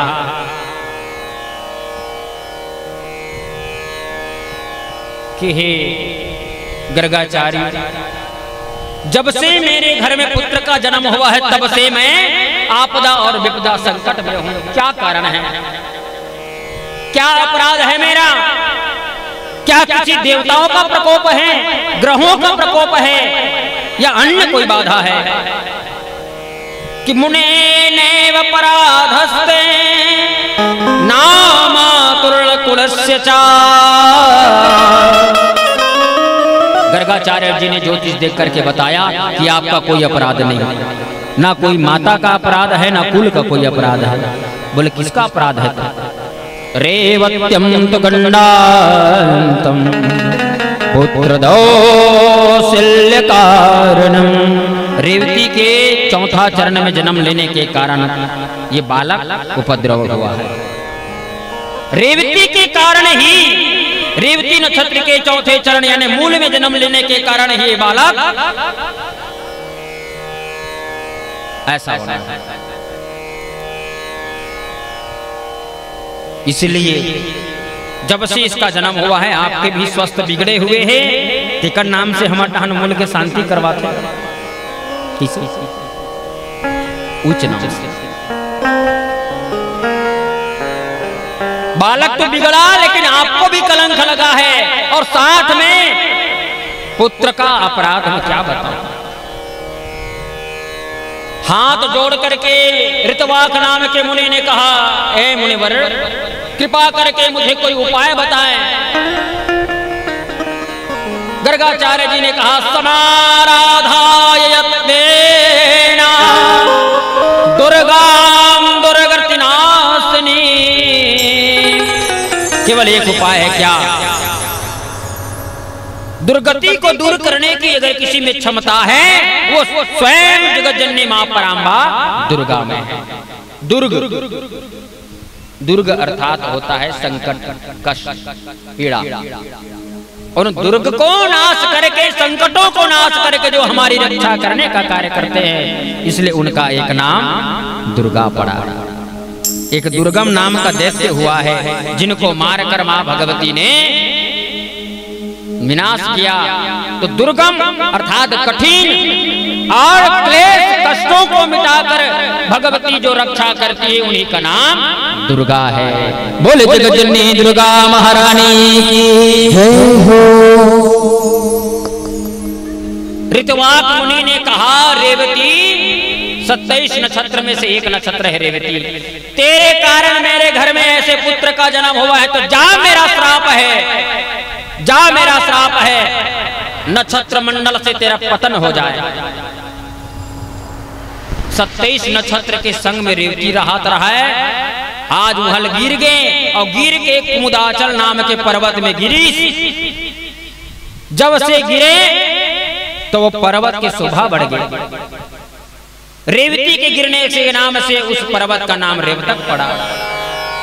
और वहीं से एक सुंदर कन्या के रूप में रेवती परिणित हो गई।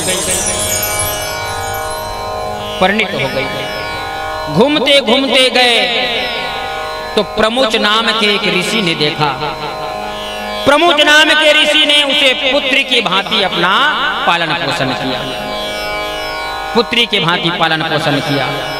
अब विवाह के योग्य जब हुई, रेवती विवाह के योग्य जब हुई, तो माता पिता ला सबसे पहली चिंता तो होबे करी। अच्छा, विवाह में क्या करना चाहिए, क्या देखना चाहिए? 4 चीज विशेष करके ध्यान देना बेटी के विवाह में। कि जे घर बरा बोला हो ही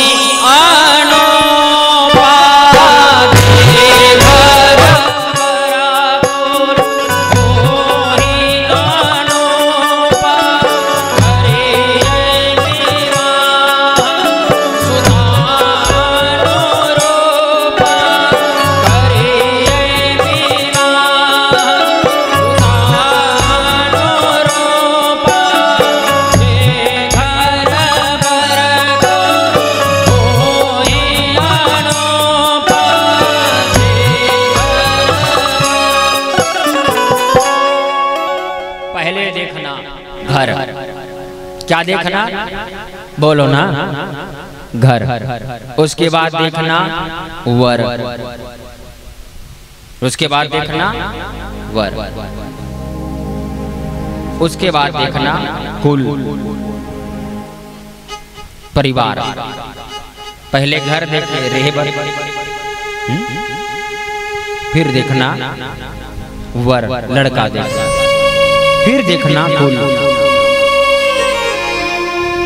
और ये तीनों यदि आपको अच्छा लगे तब अंतिम निर्णय लेगी बेटी। करिए विवाह सुता अनुरूपा, यदि बेटी की इच्छा है तो विवाह कर दो, विवाह कर।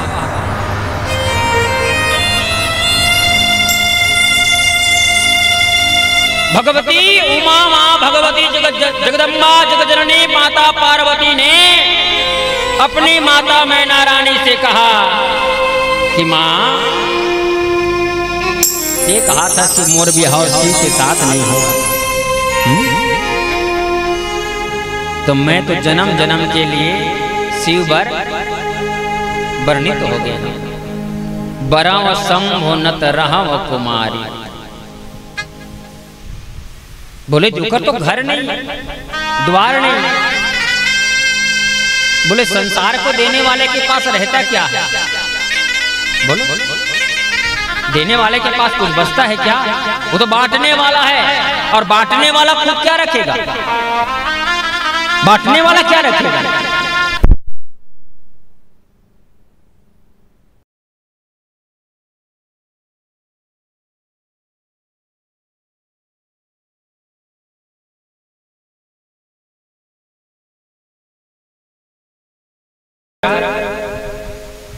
बेटी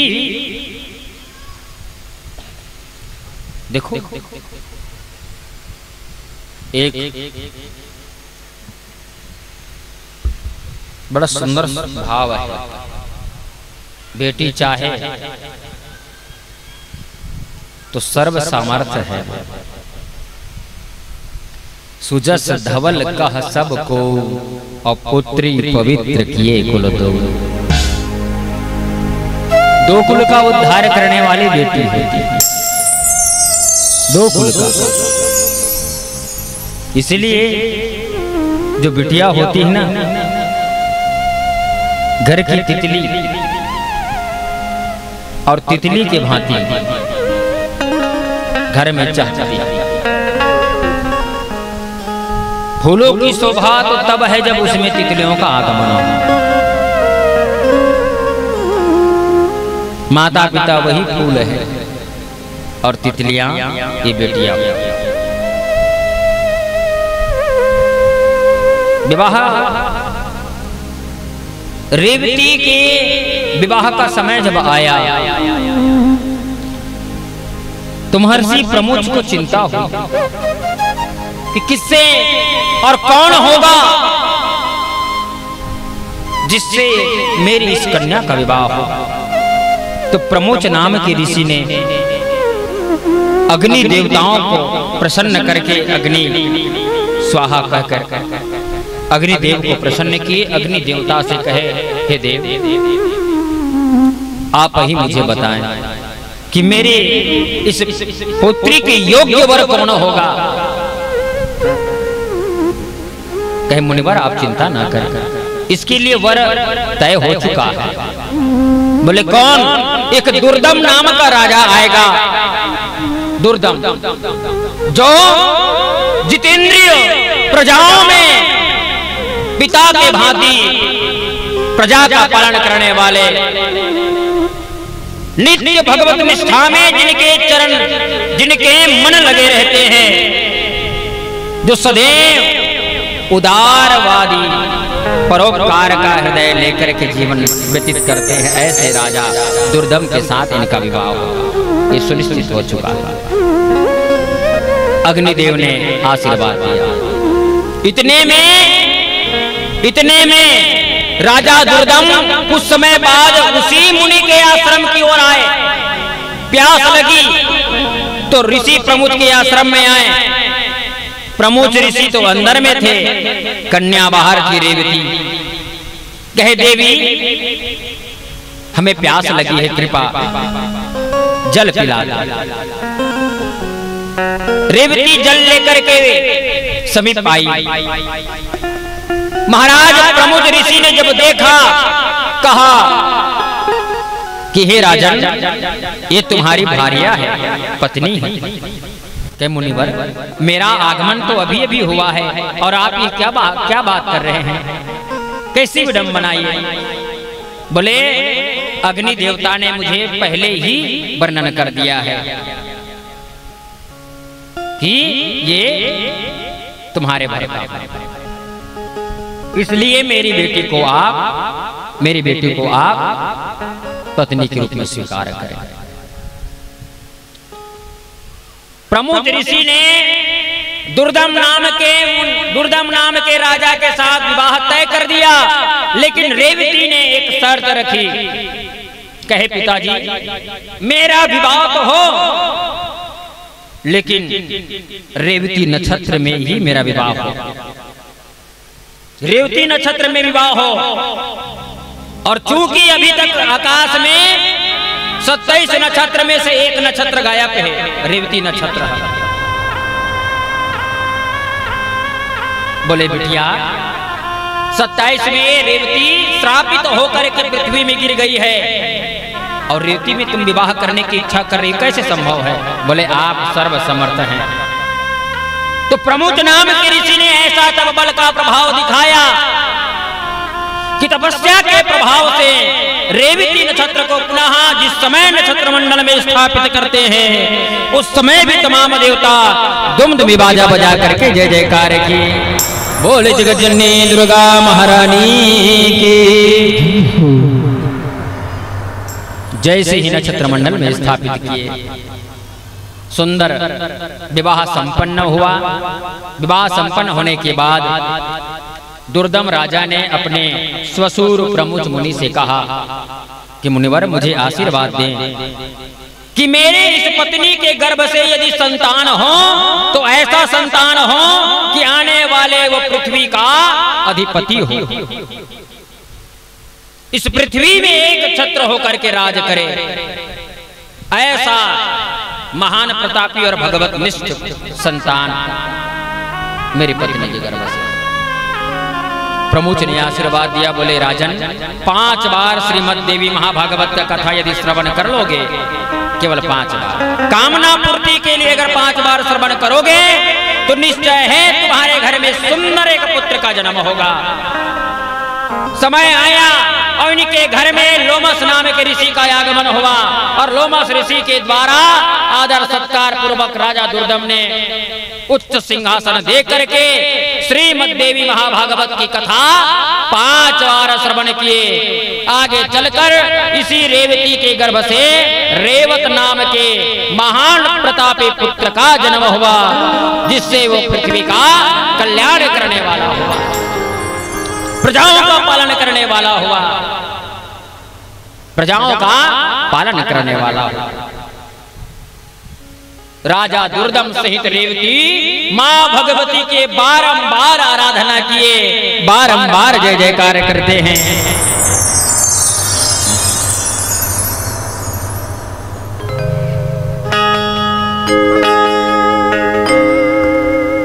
तीनों जुग माते हयाए वो तय माया बगेराए हो, तय माया बगेराए। तीनों जुग माते हयाए वो तय माया बगेराए हो, तय माया बगेराए हो, तय माया बगेराए हो, तय माया बगेराए। तीनों जुग माते हयाए वो तय माया बगेराए हो, तय माया बगेराए हो, माया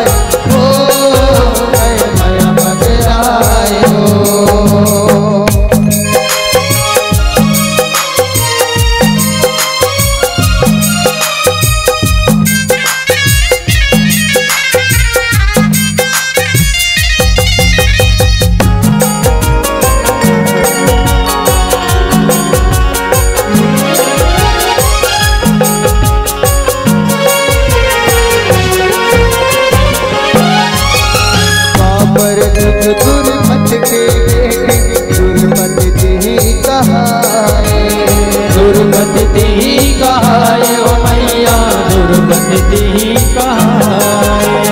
सब देवता तुर पूजा कर देवी भीम जग खाए, भीम जस खाए ओ मैया, भीम जस खाए। सब देवता तुर पूजा करके देवी भीम जग खाए, भीम जस खाए ओ मैया, भीम जस खाए। ओ पांच पांडव के आँखी उभर गए, पांच पांडव के आँखी उभर गए, कौरव के नाश कराए।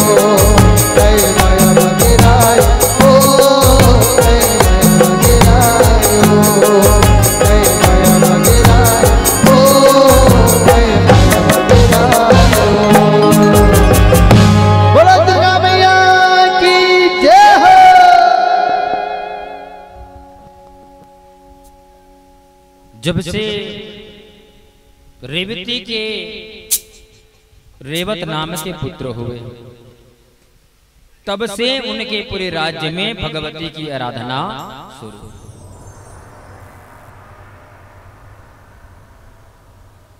महाराज सुत जी कहते हैं सौनक, ये देवी भागवत के चतुर्थ अध्याय महिमा, 5वां अध्याय में केवल वर्णन है कि देवी भागवत को कौन सुने, कब सुने, किस दिन सुने। तो बोले दिन का कोई नियम नहीं, महीने का तो बोले 4 नवरात्रि। हमने कल बताया 4 नवरात्रि में श्रवण करिए, 4 नवरात्रि में। और किस अवस्था में सुने, छोटे में, बड़े उम्र वाले, वृद्ध वाले, बोले कोई उम्र नहीं, कोई विशेष उम्र नहीं भगवती कथा श्रवण करने कि सर्वं चैतन्य रूपा तामाद्यं विद्याम च धीमहि बुद्धि ज्ञानः प्रचोदयात्। क्यों? शास्त्र कहता है सतम विहाय भोक्तव्यम।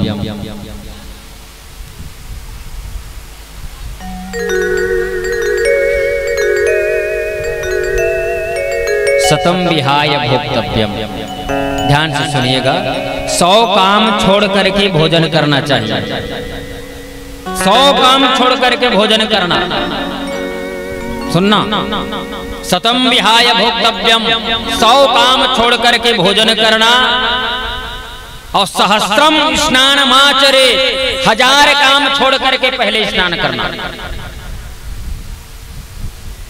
और लक्षम विहाय दातव्यम, 1,00,000 काम छोड़ करके दान करना। और कोटि त्यक्त्याम हरि भजे, और करोड़ों काम छोड़ करके केवल भगवान का भजन करना, भगवान का भजन करना। ये शास्त्र का उपदेश है। सौनक जी महाराज कहते हैं सुत जी महाराज से, धिक सुधा पीबतां सोता मुक्तिनेव कदाचन पीवन भागवतं सत्यो नरो मुच्यते संकटात्। देखो, अमृत पीने के बाद ना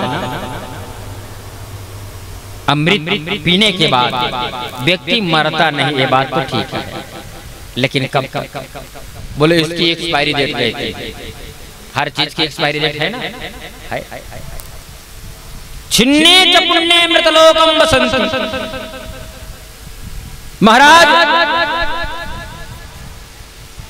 अमृत और ज्ञान रूपी अमृत में अंतर है। अमृत क्या है? तरल पदार्थ, पानी जैसा, जैसे दूध को भी अमृत बोलते हैं ना। पियोगे और मुंह से जितना भी पीने वाला है वस्तु है वो शरीर से कहीं ना कहीं से निकल जाएगा, बहिर्गमन हो जाएगा। लेकिन ज्ञान रूपी अमृत को, कथा रूपी अमृत से कैसे पिया जाता है कि भर ही निरंतरा हो ही न पूरे। कान पीना है वो भी कान से। बोले महाराज पीने वाला शब्द तो मुंह से होना चाहिए, है ना भाई? जल भी मुंह से पीते हैं। बोलिए दूध, अमृत आदि जितने भी वस्तु पेय पदार्थ हो वो मुंह से ही पिया जाता है, लेकिन आप बोल रहे हो कान से पीने का। बोले हाँ, यही तो अंतर है। क्या कि मुंह से पीने वाला प्रत्येक वस्तु निकल जाता है, लेकिन भगवान की कथा रूपी अमृत जो कान से पिया जाता है वो जाकर सीधे हृदय में समाहित हो जाती है, वो बाहर निकलने वाली। इसलिए इनको कान से पीना। बोले कब तक पीना? कोई लिमिट तो होगा, लिमिट होगा इसका। बोले अनलिमिटेड है। क्यों? भर ही निरंतरा हो ही न पूरे। कतनो भर ले पूरा होने वाला नहीं है। और पेट में पानी पीबे कस के ओकर बाद पिए मन, बोलो ना।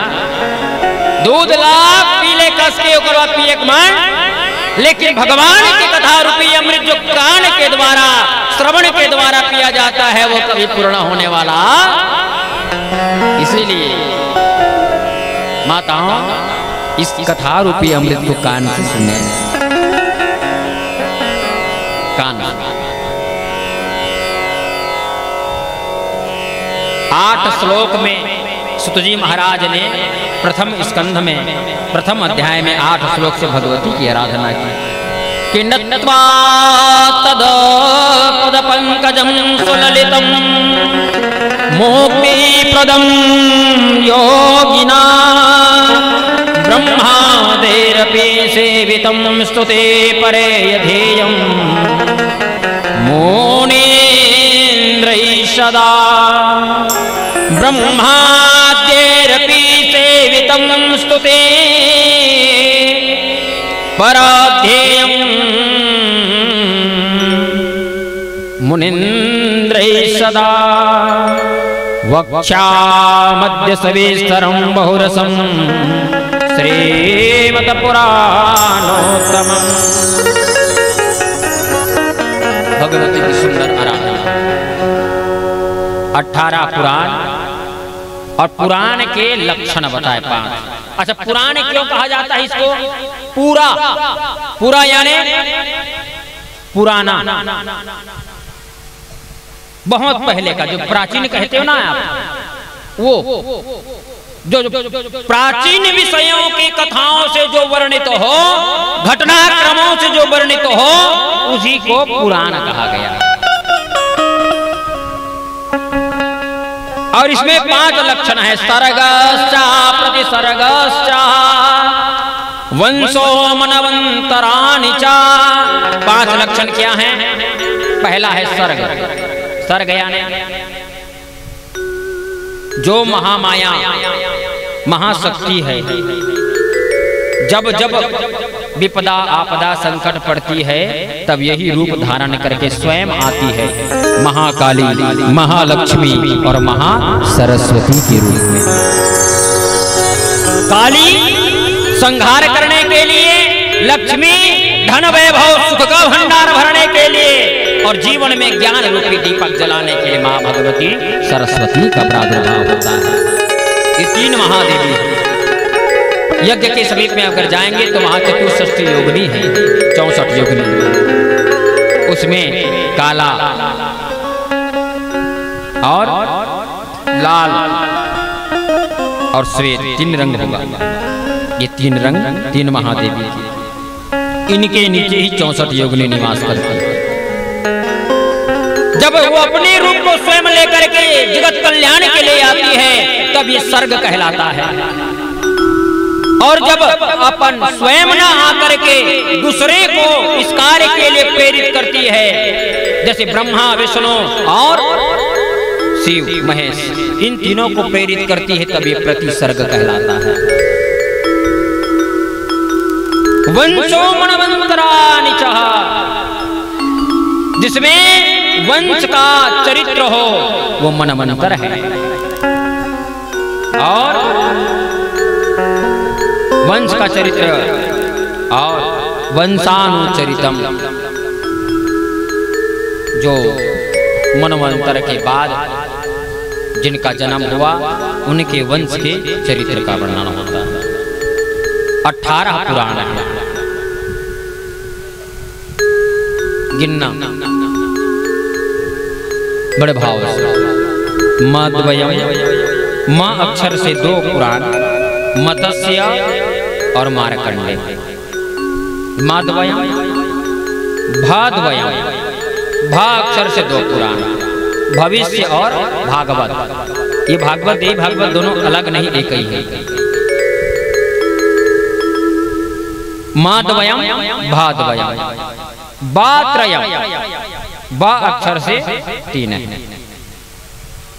ब्रह्मा, ब्रह्मांड और ब्रह्म वैवर्त 3 पुराण।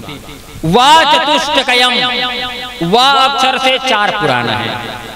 वामन, वाराह, वायु और वरुण, विष्णु, ये 4 पुराण। वह अक्षर से 4 पुराण, 4 3 7 और 4 11। अनाप लिंगम पुष्काणी, अ अक्षर से अग्नि, अनाप ना से नारद, अप्पा से पद्म, ली से लिंग पुराण, ग से गरुड़ पुराण, कुष्काणी, कु से कुर्म पुराण, आधा सा और का जिसमें लगा है वो स्कंद महापुराण है, जो अंतिम। सबसे छोटा पुराण है मार्कंडे पुराण, जिसमें केवल 9000 श्लोक हैं, और सबसे ज्यादा स्कंद महापुराण है, जो बृहद 26,000 से भी ज्यादा श्लोक है। लेकिन देवी भागवत में 318 अध्याय, 12 स्कंद और 18,000 श्लोक, भागवत के बराबर 18,000 श्लोक इसमें भी है। लेकिन उसमें अध्याय 335 है, इसमें अध्याय 318 है। लेकिन श्लोक की संख्या दोनों में बराबर विभाजित है। 18 पुराण, 18 उप पुराण भी है। सौनक ऋषि ने सुत जी महाराज से कहा, ऐ सुत जी, आप हमें ये बताएं कि आखिर आपने देवी भागवती कथा किससे सुना और कब सुना, कैसे सुना, कृपा करके बताएं। सुत जी महाराज ने कहा कि कृष्ण द्वैपायन व्यास नारायण भगवान ने जब अपने पुत्र महाराज अयोनिज सुखदेव मुनि को श्रीमद् देवी भागवत महापुराण श्रवण कराया, तो मैं भी समीप में होकर इस देवी भागवत महापुराण को श्रवण किया। देवी भागवत को मैं भी श्रवण किया। सौनक आदि ऋषियों ने कहा, आपने बताया कि उनका पुत्र अयोनिज है। अयोनिज का अर्थ समझते हैं, जो गर्भ से जन्म ना ले, जिनका प्रादुर्भाव होता है, प्रकट होता है, जैसे राधा रानी। राधा रानी अयोनिजा, भगवती सीता अयोनिज। इनका जन्म नहीं होता, ये प्रादुर्भाव होते हैं, प्रकट होते हैं, ऐसा वर्णन आया।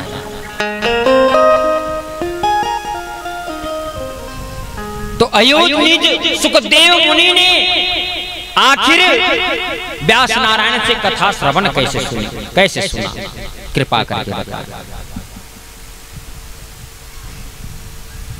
कि महाराज पुरा सरस्वती तीरे व्यासं सत्यवती सुता आश्रमे कलं विक्रो दृश्यया विस्मयागता। व्यास जी का आश्रम कहाँ है? सरस्वती नदी के किनारे। और सरस्वती नदी कहाँ है? बोलो ना, सुने नहीं? कहाँ है? सरस्वती नदी है बद्रीनाथ में। कहाँ है? जोर से बोलिए। सुधियों का कहाँ है? बद्रीनाथ। हाँ, लुप्त है ऐसा कहा बेटा? ठीक, हाँ, बढ़िया कहे। सुनिए, सरस्वती नदी के किनारे व्यास जी का आश्रम है, आज भी है। उनका आश्रम गुफा जो है, जहां पर उन्होंने पुराण की रचना की है, वो आज भी सुरक्षित है। जाइए। इसी के निकट में सरस्वती नदी बहती है। सरस्वती नदी के किनारे व्यास महाराज ने एक अद्भुत दृश्य देखा। क्या दृश्य? एक गौरैया पक्षी। गौरैया पक्षी यानी सगा चिड़ै हमारी, नहीं जाने? गौरैया यानी हमार सगा चिड़ै, जान रहे हो? अब नहीं बोला। छोटे से एक अंडे से अभी अभी एक पुत्र निकला और उस बालक के मुख में कुछ दाने ला करके दोनों माता पिता डाल रहे हैं मुख में, और अपने अंगों से उस बालक के अंगों को रगड़ रहे हैं। कभी उनके सिर का चुंबन करे, प्रेम करे, लाड करे, दुलार करे। इस भाव को व्यास नारायण ने देखा कि एक पक्षी का प्रेम अपने पुत्र के प्रति इतना, पक्षी का प्रेम पुत्र के प्रति इतना, और मेरा तो अभी तक विवाह ना, मेरे कोई संतान नहीं, कि एक पक्षी इतना प्रेम कर रहा है, जबकि ये पुत्र बड़े होकर के अपने माता पिता को यानी जल देगा भी कि नहीं? क्यों? पानी देगा वो? पता नहीं। फिर भी उसके प्रति इतनी प्रेम, इतनी आसक्ति, आखिर क्यों? कि आपुत्रस्या गतिर्नास्ति स्वर्गे वचने वचा पुत्रादन्यतरं नास्ति परलोकस्य साधनम्। व्यास महाराज कहे, बिना पुत्र की सद्गति नहीं होती।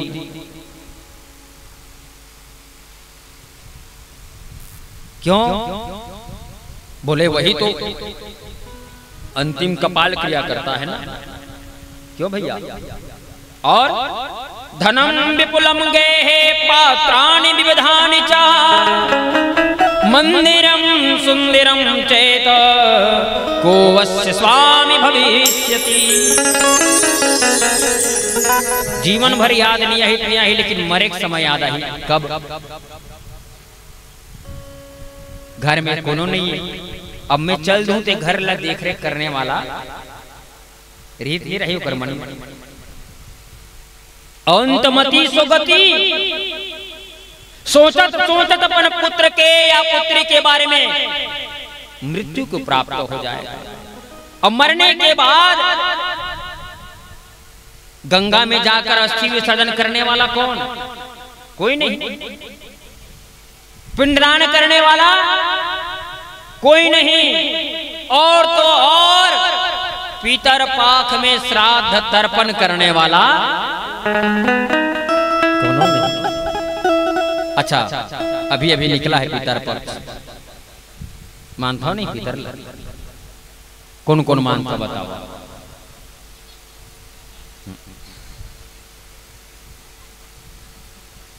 बाबूजी एक विशेष पुरुष है नहीं, सब मानते हो? ठीक है, अच्छा बात। एक सबसे बड़े शंका के समाधान करा था मैं, और मोर कार्य केवल शंका के समाधान करे के, बाकी स्वीकृति आपकी है, आप माने ना माने। कैसे? सुनो, 2 महीना पहली कका बीते है, और कका बीते है तो हमारे घर पितर नहीं चले महाराज के, काबर नहीं चले? बोले कका मिल जही तबे तो पितरला मानबे का। अच्छा, भागवत कोनो 9 दिन के है, और 9 दिन के भागवत में कोनो 2 दिन पहले आ गए, और बाकी आदमी 8 दिन बाद आई, तो इकट्ठा तुम एक संग पानी देवो भैया, तो 8 दिन ले मर जही। विचार बनाओ ला, पीतर के पानी खोल न दे जाते जिन पीतर में सम्मिलित हो गए हैं तेन ला, और पीतर के पानी उहिल नहीं देना है जिन पीतर में सम्मिलित नहीं होए तेन ला। तो जब ये हो गई तब ये ला दहू, लेकिन जैन हो गए तेल ला दा। कैसे? जैन हो गए तेल ला तो देल पर ही तोला ता इकट्ठा देते महाराज, और ओकर बाद कोनो 1 साल में का जन कोनो भैया निकल गए तहां। हाँ, एक जन आयरिश बोल जगर 8 साल हो गए महाराज पितर नहीं मिलाए, किते काबर नहीं मिलाए दादा? वो कोनो लगे छेगा बारी की, कोनो न कोनो लगे छे, मैं के बने हो गए मोर जीते जीते आ गए थे, का पता मोरो जाए बात कोनो आय रहता भाई। वो 8 साल का 80 साल बीत जी का ठिकाने होकर। देखो, पितृपक्ष में श्राद्ध और तर्पण कब नहीं करना चाहिए? जब वही पितरे पाक में अगर कोनो परिवार कोनो गुजर गए ना, तो 10-12 दिन तक कोई शुभ काम नहीं करे, सूतक के समय, तो वही समय भर मत कर। और अगर कोनो पितर पाक के पहली के शुद्ध हो गए हाथ, तो तत्काल जितना तुर पितर में सम्मिलित हो गए पूर्वज मनोमल्ला पानी दे, होम जात दे। और जिन दिन अभी तुर कका हो चाहे भैया बीते है, जिन दिन वो मिल रही तब उहुल पानी देना शुरू कर। ऐसे पितर अकोनो ते की बे काका बाबा ला एक संग दे देते महाराज, तक काका अलग खावा थे बाबा अलग खावा थे, तो एक दिन एक संग खवा देखना खवा डरी का। वाह, हमार घर ओकर घर अलग है दादा। और माने बार सूखा पानी देना है, सूखा पानी देना है। और तो सबसे बड़ी मुसीबत हो गए दादा, अब तो गयम लेके गया,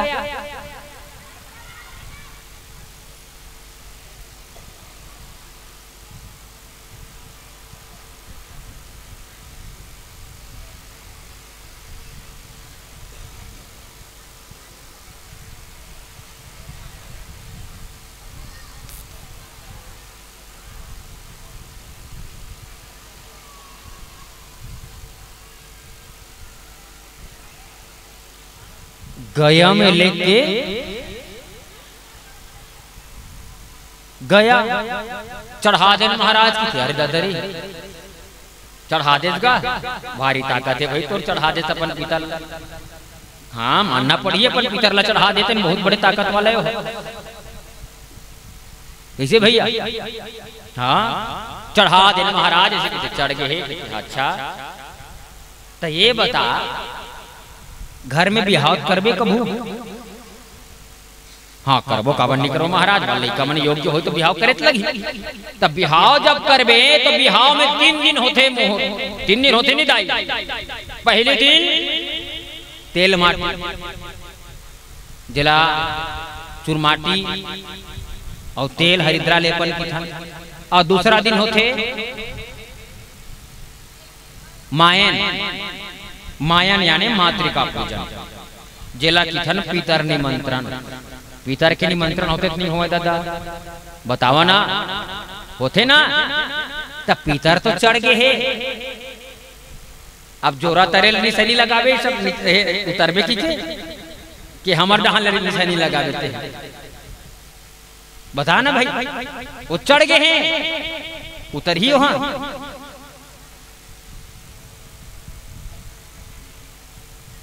माताओं, पितरों को हम गया में ले जाकर के केवल श्राद्ध करते हैं, वहां चढ़े नहीं। वो महाराज पूछ ले, चढ़े नहीं दादा। धन्य है वो पुत्र जिन्हें अपन माता पिता के निमित्त गयम श्राद्ध करवाते, तो वहां जाके चढ़ा के अपन छुट्टी मत बताओ।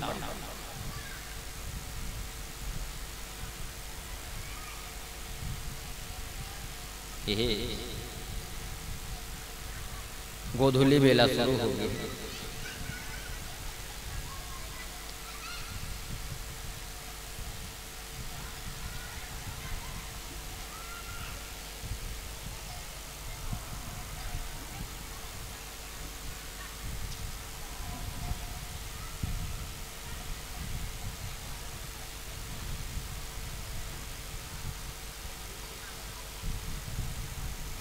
हम में इतनी सामर्थ्य नहीं कि हम पितरों को चढ़ा दें।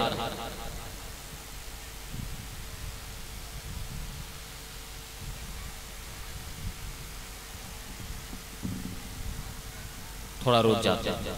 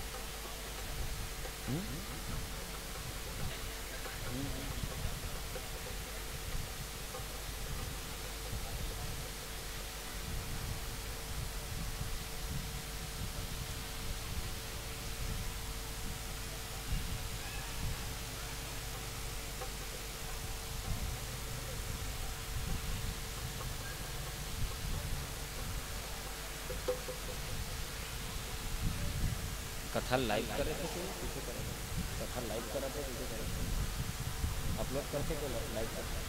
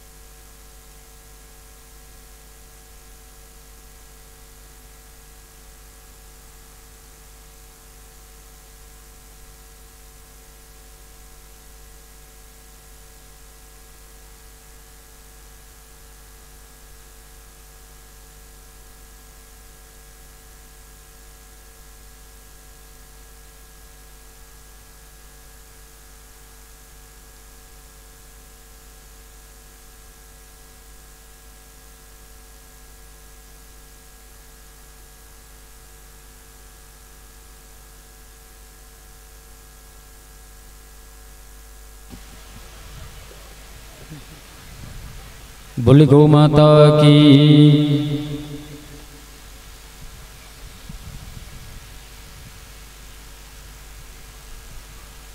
काहे हमन अनुभव वाले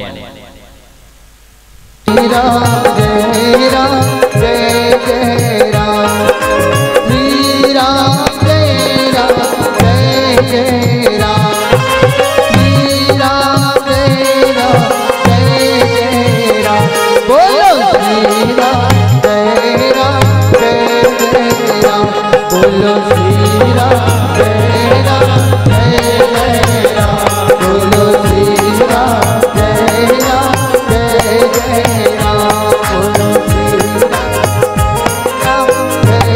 जय राम। बोल आदि शक्ति महामाया मैया की। तो आज बड़ी विडंबना इस बात की कि हमर पितर ला हमन गया में चढ़ा दे, और गया में गया सो गया और गया तो दाई कभी भी पितर ला चढ़ाए की क्षमता हमारे में। ये जो नवरात्रि है ना, तो नवरात्रि अगर नहीं होती तो माता भगवती दुर्गा की पूजा कोनो नहीं करती, रामनवमी नहीं होती तो राम भगवान को कोनो याद नहीं करती, कृष्ण जन्माष्टमी नहीं होती तो भगवान कृष्ण की पूजा करने वाला कोनो नहीं होती। वैसने ये पितर पक्ष अगर नहीं होती ना तो अपन पूर्वज ला याद करे पर भी ये संसारिक जीव समय नहीं है। अरे जैन पिता के द्वारा संसार में आए और जैन पिता की संपत्ति धन वैभव भोगे के लिए अधिकारी प्राप्त हो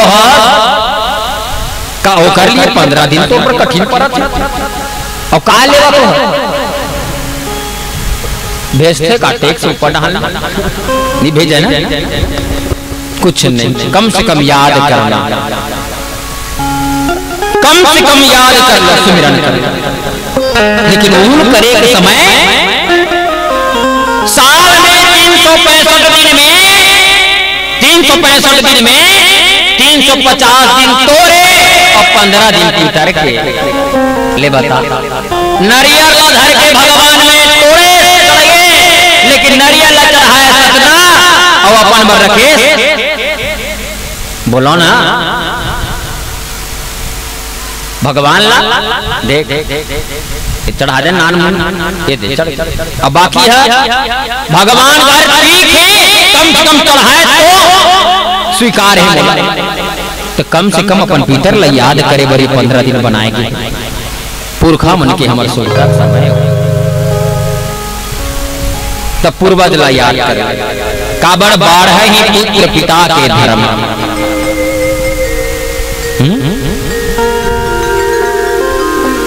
माता पिता के पुण्य से ही लइका मन सुख सौभाग्यवान होता। तो ये 15 दिन केवल और केवल पितर मन की याद करें कि सबसे बड़ी पूजा है मात पिता की सेवा।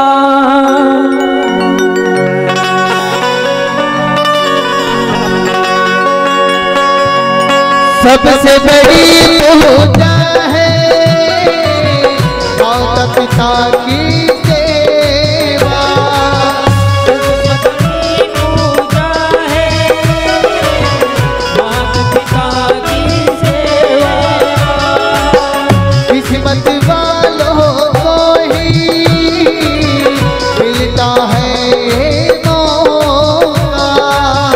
किस्मत वालों को ही मिलता है मौका। हाथ से अपनी को मत देना मौका ये किस्मत का है। जन्नत का है खुल जाएगा तेरा दिया दे आएगा। सुख दुख है क्या भल कर मौका।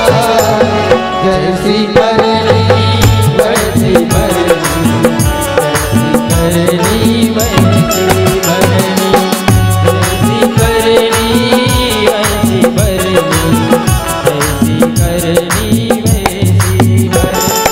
जो बोएगा वही पाएगा तेरा दिया आगे आएगा। सुख दुख है क्या भल कर मौका। जैसी करनी वैसी भरनी, करनी वैसी भरनी, जैसी करनी वैसी भरनी, करनी वैसी भरनी।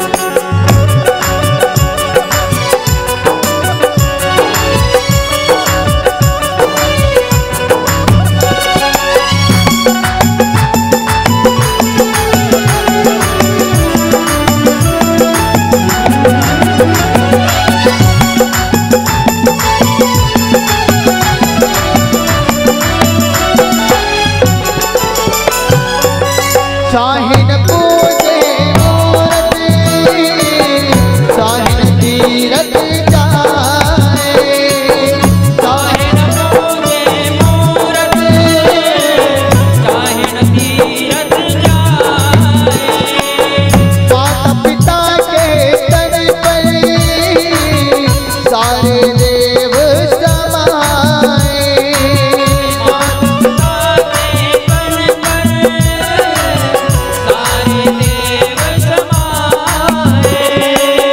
तो इंसान को खुश रखे तो ईश्वर खुश हो जाए।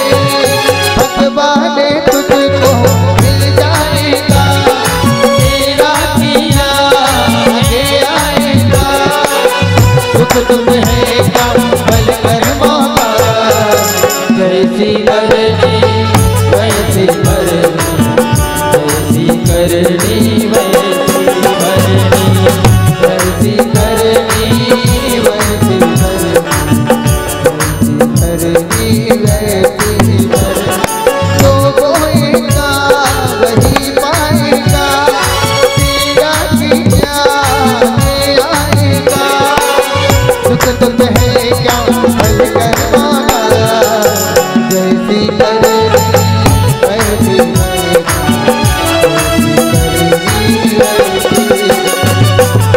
वैसी करनी वैसी भरनी,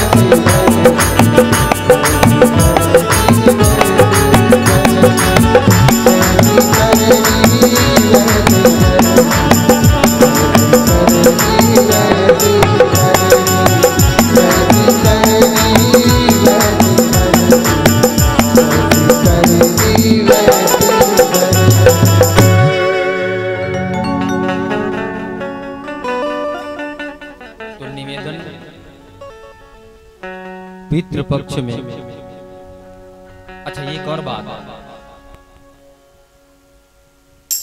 कई जन के मुख से मैं सुने हूं अड़हा पाक की थे महाराज,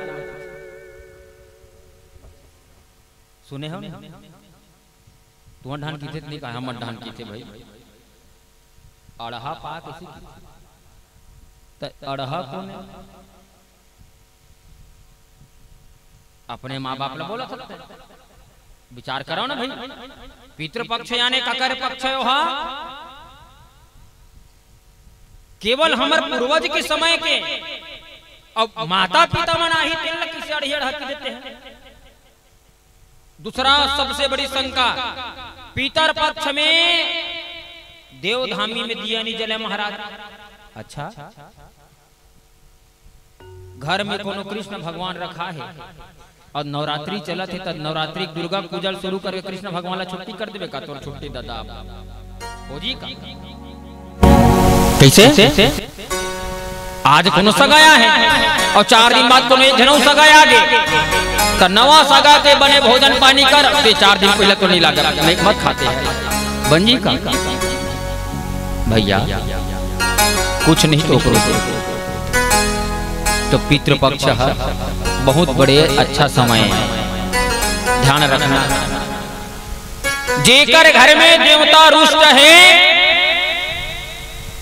तो देवता मनाया जा सकता है, लेकिन जेकर घर में पितर रुष्ट है तब ते देवता भी मनावे ना, तो देवता नहीं माने ना पितरों नहीं माना। तो पितर मान गए तो देवता मान गए, पितर मान गए तो देवता मानी जही, याद रखो। लेकिन अगर देवता कोनो पितर कोनो नाराज हो गए तो देवता पितरस्तैव नैवं पश्येत गृहम्, देवता और पितर उनके घर में रहना तो दूर, पश्यन्ति अर्थात देखा तक नहीं, ओकर घर ला देखा तक नहीं। निवेदन पूर्वक केवल 15 दिन पानी देना है। क्या करना है? तरिया नहीं जा सकन महाराज, मत जाना। कौन कहा तुम तेरे जाए? घर में नहा थोबे ना, तो घर में नहा थोबे तो बाल्टी तो ही ना पानी घर में दे दो, तब उहुल ठंडा करे बर नहीं जा सकन महाराज। कोई बात नहीं, मत जा ठंडा करे बर। तीली जमा जो चावल है ना वो बाल्टी घर दे, घर में रख दे और घर के लक्ष्मी बोल दे, यहाँ अगर समय मिल गए तो कोनो पेड़ में डाल देना। फूल पेड़ तो एक आठन घर में नहीं हुई तो आसपास में डाल दे, फिर डाल। लेकिन याद कर, स्मरण कर, पूर्वज मन के ये स्मरण के समय याद करे एक समय, और तेनी कर में तब तोर लइका तो तैयारे है। कैसे? तेनी करे तो तोर लइका तो तैयार है। वो सुनेरी कथा ला नवा बहुरिया तो सास हा अपन सास ला एक ठेकवा में देवाए, सुनेरी होनी ठेकवा में देवाए पानी और वही देवाए दार भात हैं। डोकरी चल दी, सियान हाँ चल दी, तो सास हा बहुल की थे एक काम करे ठेकवा तको फोड़ दे। बहू की थे माँ थोड़े का जरूरत है कि अरे वो खाने वाला चल दी, सब रख के क्या करबे? कहीं एक दिन तो हूँ होबे ऐसे कहता हूँ लग देर लगी है ना। ते जैसे परंपरा चला है तैसे महूला चलाए भर, इसीलिए तय अपन पूर्वज ला मानबे ना तो लइका मन तोला मानना शुरू करिए। तेनी बताबे तो कौन जाने। बड़ा पूरी बनाना आवश्यक नहीं है। अरे सूखा पानी दे के पितर ला याद कर ले। व्यास नारायण आज विलाप करा थे, रोवा थे तो काबर काबर की ओकर घर में कोई संतान एक चिड़ई हद तक अपन लइका के प्रति इतना प्रेम करा थे तो मनुष्य के कितना प्रेम हो। व्यास मुनि व्याकुल हो गया। अब व्यास महाराज व्याकुल हो करके अन्यत्र भटकने लगे, विचरण करने लगे। उसी समय देव योग से एक बार का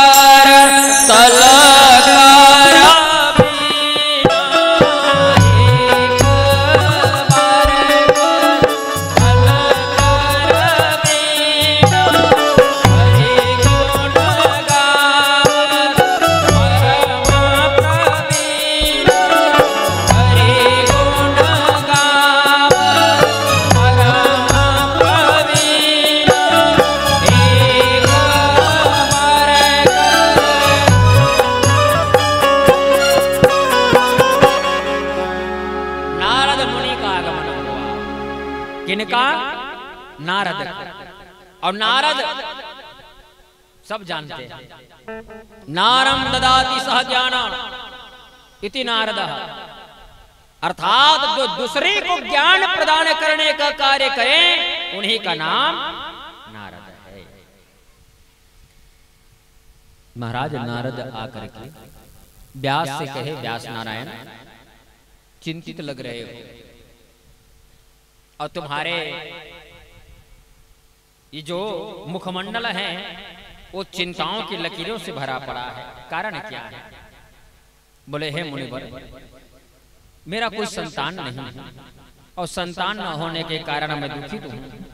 सोच रहा हूं किस देवता का मैं आराधना करूं, ब्रह्मा का करूं, विष्णु का करूं, शिव का करूं, किसका, इंद्र का, वरुण का, किसका मैं आराधना करूं जिससे मेरे घर एक संतान का प्रादुर्भाव, संतान मुझे मिले।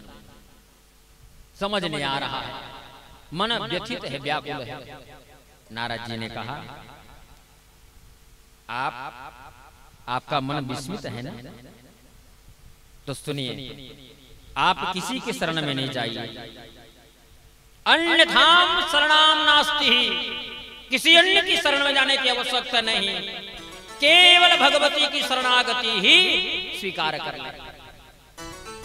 महाशक्ति पराम्बा की शरण में चले जाए और उनके शरण में अगर चले जाओगे तो आपका सारा कार्य सिद्ध हो जाएगा, सब कार्य सिद्ध हो जाएगा। नारद जी ने कहा, व्यास महाराज ने कहा कि मुनिवर, मेरे मन में जो शंकाएं हैं ये क्या है? नारद जी ने कहा, ऐ व्यास नारायण, जो शंका तुम्हारे मन में है ना कि ब्रह्मा, विष्णु, रुद्र, महेश, शिव से बड़े शक्ति, तो यही शंका मेरे पिता ब्रह्मदेव को भी हुआ था। कब? क्षीर सागर में शयन कर रहे भगवान नारायण एक बार ब्रह्मा जी क्षीर सागर से ऊपर की ओर गए, देखते क्या है, भगवान नारायण विष्णु तपस्या में मग्न है, तपस्या में मग्न है।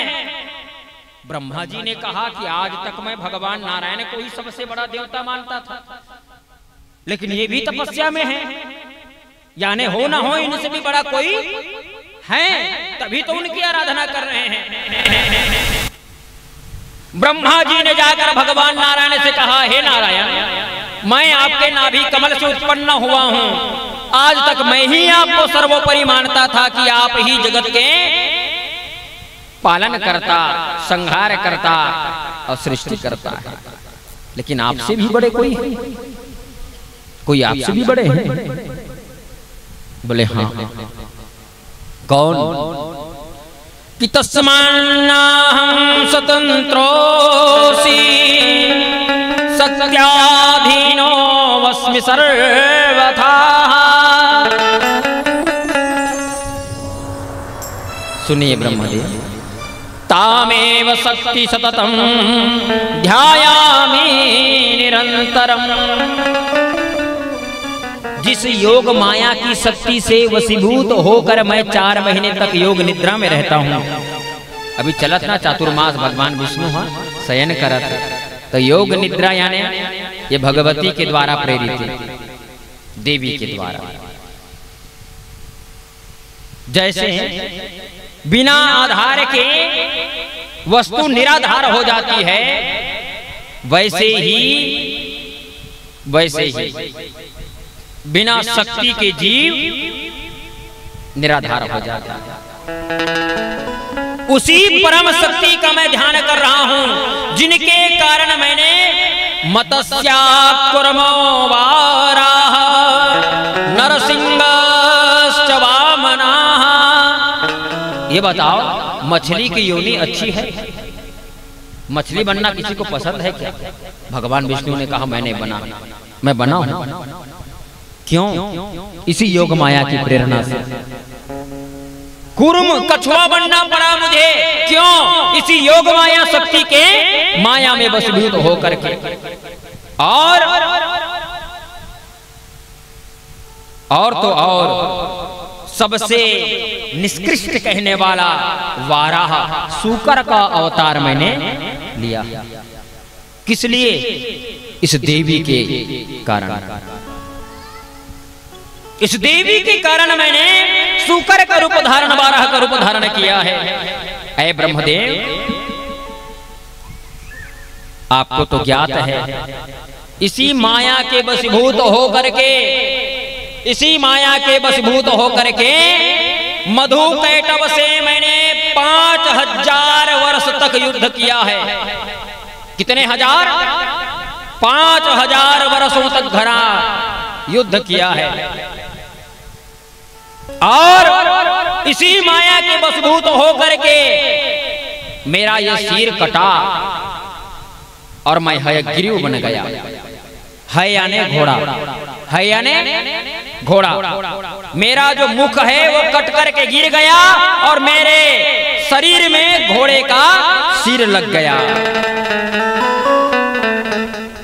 ये वर्णन बता रहे भगवान नारायण। किनको? ब्रह्मदेव। ब्रह्मदेव को बता रहे हैं। और ये कथा नारद जी व्यास नारायण भगवान को बता रहे हैं। इतनी कथा सुनने के बाद व्यास नारायण चले गए भगवती की आराधना के लिए। और भगवती की आराधना के लिए व्यास नारायण चले गए। इधर सुत जी महाराज सौनक जी को कथा सुनाते हुए कहे तो सौनक जी ने प्रसन्न किया, प्रभु आखिर भगवान ने हयग्रीव का अवतार क्यों लिया? घोड़े का मुख क्यों?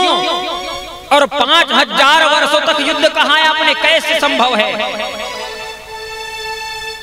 सुत जी महाराज कहे सुनियो सुनियो सुनो सौनक जी कि 10,000 साल तक भगवान नारायण एक दानव से युद्ध किए। कितने साल? 10,000। और 10,000 ये मधु कैटव नहीं है, दूसरा दानव है। 10,000 वर्षों तक युद्ध करने के बाद भगवान को थकान आई। और थकान के कारण भगवान धनुष, और धनुष की जो डोरी होती है ना प्रत्यंचा, उसी के ऊपर अपना सिर रख करके सो गए। सिर रख करके सो गए भगवान विष्णु। इधर ब्रह्मा आदि जितने देवता है उन्होंने विचार किया कि चलो यज्ञ करो, यज्ञ करो। कि यज्ञ कारण है कि यज्ञ से सबका कल्याण होता है, किसी एक का नहीं, सबका कल्याण है, जीव मात्र की कल्याण। तो यज्ञ करने के लिए जैसे ही तत्पर हुए तो यज्ञ का जो मुख्य होए कौन, जिनको नारायण कहा गया है, यज्ञ नारायण, भगवान विष्णु ही नहीं। सब देवता कहे भगवान विष्णु कहाँ हैं? बोले कहीं पता नहीं। तो सब के सब मिल करके भगवान विष्णु के समीप में आए। तो देखते क्या है, भगवान विष्णु धनुष में डोरी में अपने सिर को रख करके सोए हैं। अब देवता देखे कि भगवान सूते हैं तो सुनाओ, सूते हुए जिन उठाते ना तो दोष लगते, पाप लगते। हाँ, अकस्मात नहीं उठाना चाहिए कोनो सूते हुए। तो ब्रह्मादि देवता मन यज्ञ करना चाहते लेकिन भगवान विष्णु सोए हैं, तब उठावे कैसे? क्योंकि अकस्मात अगर किसी को उठाए तो दोष या पाप लगता है।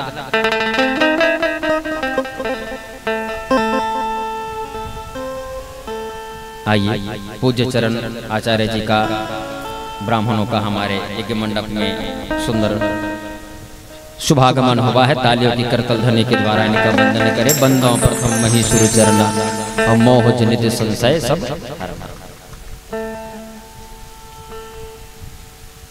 विनम्र पूर्वक। महाराज ब्रह्मादिक देवता विचार करने लगे कि आखिर नारायण को निद्रा की अवस्था में जगाएं तो जगाएं कैसे?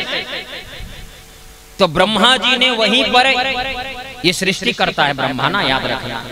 एक कीड़े को उत्पन्न किया, जिस कीड़े का नाम है बर्मी। कौन सा कीड़ा? बर्मी। साधारण भाषा में हम इसको कहते हैं दीमक। क्या कहते हैं? दीमक। और दीमक के कीड़े को कहा कि एक काम करो, भगवान विष्णु को जगाना है, तुम ना जा करके धनुष के रस्सी को काट दो, और जब कट जाएगा वो डोरी प्रत्यंचा कट जाएगी तो नारायण स्वतः ही जग जाएंगे, और नारायण जब जग जाएंगे तो हमारा कार्य बन जाएगा। तो दीमक ने कहा निद्रा भंगम तथा छेदो दंपत्यो प्रतिभेदनम शिशु मात्रे विभेदश्च ब्रह्म हत्या समं स्मृतम। याद रखें, निद्रा भंगम, निद्रा को जो भंग करता है। दूसरा कथा छेदो, कथा के बीच में ना विघ्न नहीं करना।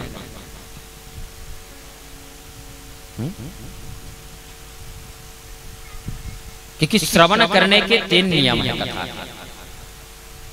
क्या नियम? 3। पहला है श्रद्धा। जिस कथा को श्रवण करने जा रहे हैं ना, उनके प्रति आपके मन में पूर्ण श्रद्धा, शंका नहीं, श्रद्धा। और श्रद्धा जहां होती है वहां शंका का किंचित मात्र स्थान नहीं होता। दूसरा है विश्वास, क्योंकि विश्वासम फलदायकम, विश्वास नहीं होगा तो फल मिलने वाला। और तीसरा है निर्मत्सर, अर्थात मत्सर। 6 अवगुण में सबसे अंतिम अवगुण है मत्सर। अब ये सबसे बड़ा अवगुण है महाराज, जिसकी कोई प्रायश्चित नहीं।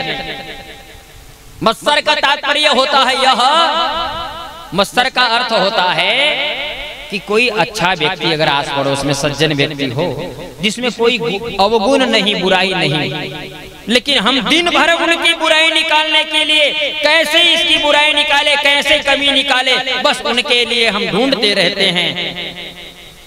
ये है मत्सर, ये है मत्सर। निष्कलंक को कलंक लगाने का कार्य, ये मत्सर है। इसलिए पहला ये भाव तो लेकर के ना आए। कथा निर्मल भाव से, निर्मल और शुद्ध भाव से श्रवण करें। आओ दंपत्यो प्रतिभेदनम, पति पत्नी में जन आपस में मतभेद कराते, मतभेद कराते। रहीमदास जी एक पंक्ति बड़े भाव से लिखते हैं कि रही मन धागा प्रेम का, मत तोड़ो चटकाए, टूटे से फिर ना जुड़े, कि जुड़े गांठ पर जा। इसलिए पति पत्नी के बनते प्रेम को कभी बिगाड़ने वाला, जो बिगाड़ करने का कार्य करता है ना, ये महान पाप, बिगाड़ना नहीं। संकल्प शिशु मातृ विभेदश्च, अर्थात माता का पुत्र के प्रति भेद करके उनके प्रेम का खंडन किया जाता है, यह भी महान पाप है। शास्त्र कहता है ब्रह्म हत्या समम स्मृतम, ये ब्रह्म हत्या के बराबर पाप कहा गया है, जिसका कोई प्रायश्चित। दीमक ने कहा मैं नहीं करूंगा, मैं नहीं करूंगा। क्यों? ये महान पाप है। ब्रह्मदेव, आपने मेरी उत्पत्ति कर ली, जन्म दिया, जन्म दिया है, लेकिन अगर कर्म मेरे द्वारा अच्छा हुआ तो फल भी मुझे मिलेगा, और बुरा हुआ तो फल भी। इसीलिए ये कार्य मैं नहीं करूंगा। तो ब्रह्मा देवता ने कहा कि तुम चिंता क्यों कर रहे हो? तब भागम करिष्यामो मखदे मध्य यथा, तुम्हें अधिकार मिलेगा। होम कर्मणि पार्श्वे च हविर्दानात् पतिष्यति। तब दीमक ने प्रत्यंचा काटी, और जैसे ही प्रत्यंचा काटी भयानक गर्जना हुई, चारों ओर अंधकार छा गया, बिजली और समुद्र में भूचाल आया, भूकंप सुनामी, इतना अंधकार छाया। प्रत्यंचा कटते ही अंधकारे तदा घोरे शांतम ब्रह्महरौ तदा। कुछ समझ नहीं आ रहा है, चारों ओर धुआं धुआं हुआ, कुछ दिखाई नहीं दे रहा है। हल्की सी धुआं जब कम हुई, वाष्प का मात्रा जैसे ही कम होता है, देखते क्या है? भगवान विष्णु का सिर कट गया है। और नारायण को बिना सिर के देख करके ब्रह्मा और महादेव दोनों के दोनों व्याकुल हुए। ये कैसी लीला कि भगवान नारायण का सिर कट गया है। सब देवता विलाप करने लगे, और विलाप करते करते आपस में विचार कर रहे हैं कि आखिर ये कौन सी माया है, कैसी माया है, कौन सी ऐसी शक्ति है जिनके कारण भगवान विष्णु का गला कट गया। सब के सब विचार करने लगे। तब कुछ देवताओं ने कहा कि ये आद्य शक्ति योग माया का प्रभाव है। सब देवता मिलकर के आज मां भगवती की सुंदर आराधना करते हैं।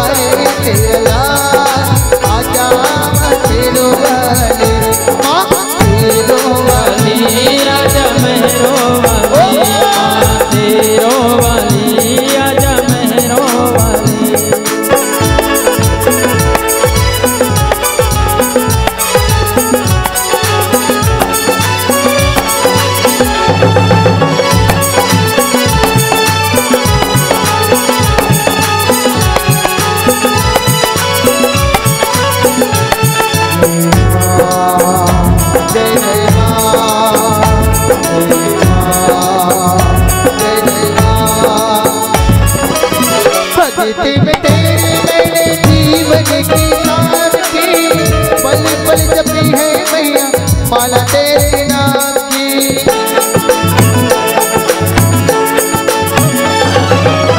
भक्ति में तेरी मैंने जीवन की सारथी, पल पल जपी है मैया माला तेरे नाम की, माला तेरे नाम की। तेरे भक्ति का करके खाया आजा तेरो वाली, तेरे भक्ति का करके खाया आजा तेरो वाली। पर तुझ पे मैं पूजा के था, पर तुझ पे मैं पूजा के था आजा तेरो वाली। तुझे कब से पुकारे तेरा नाम आजा तेरो वाली, तेरो वाली आजा तेरो वाली आजा मेरो वाली, तेरो वाली आजा मेरो तेरो वाली आजा मेरो वाली आजा तेरो वाली आजा मेरो वाली आजा तेरो वाली।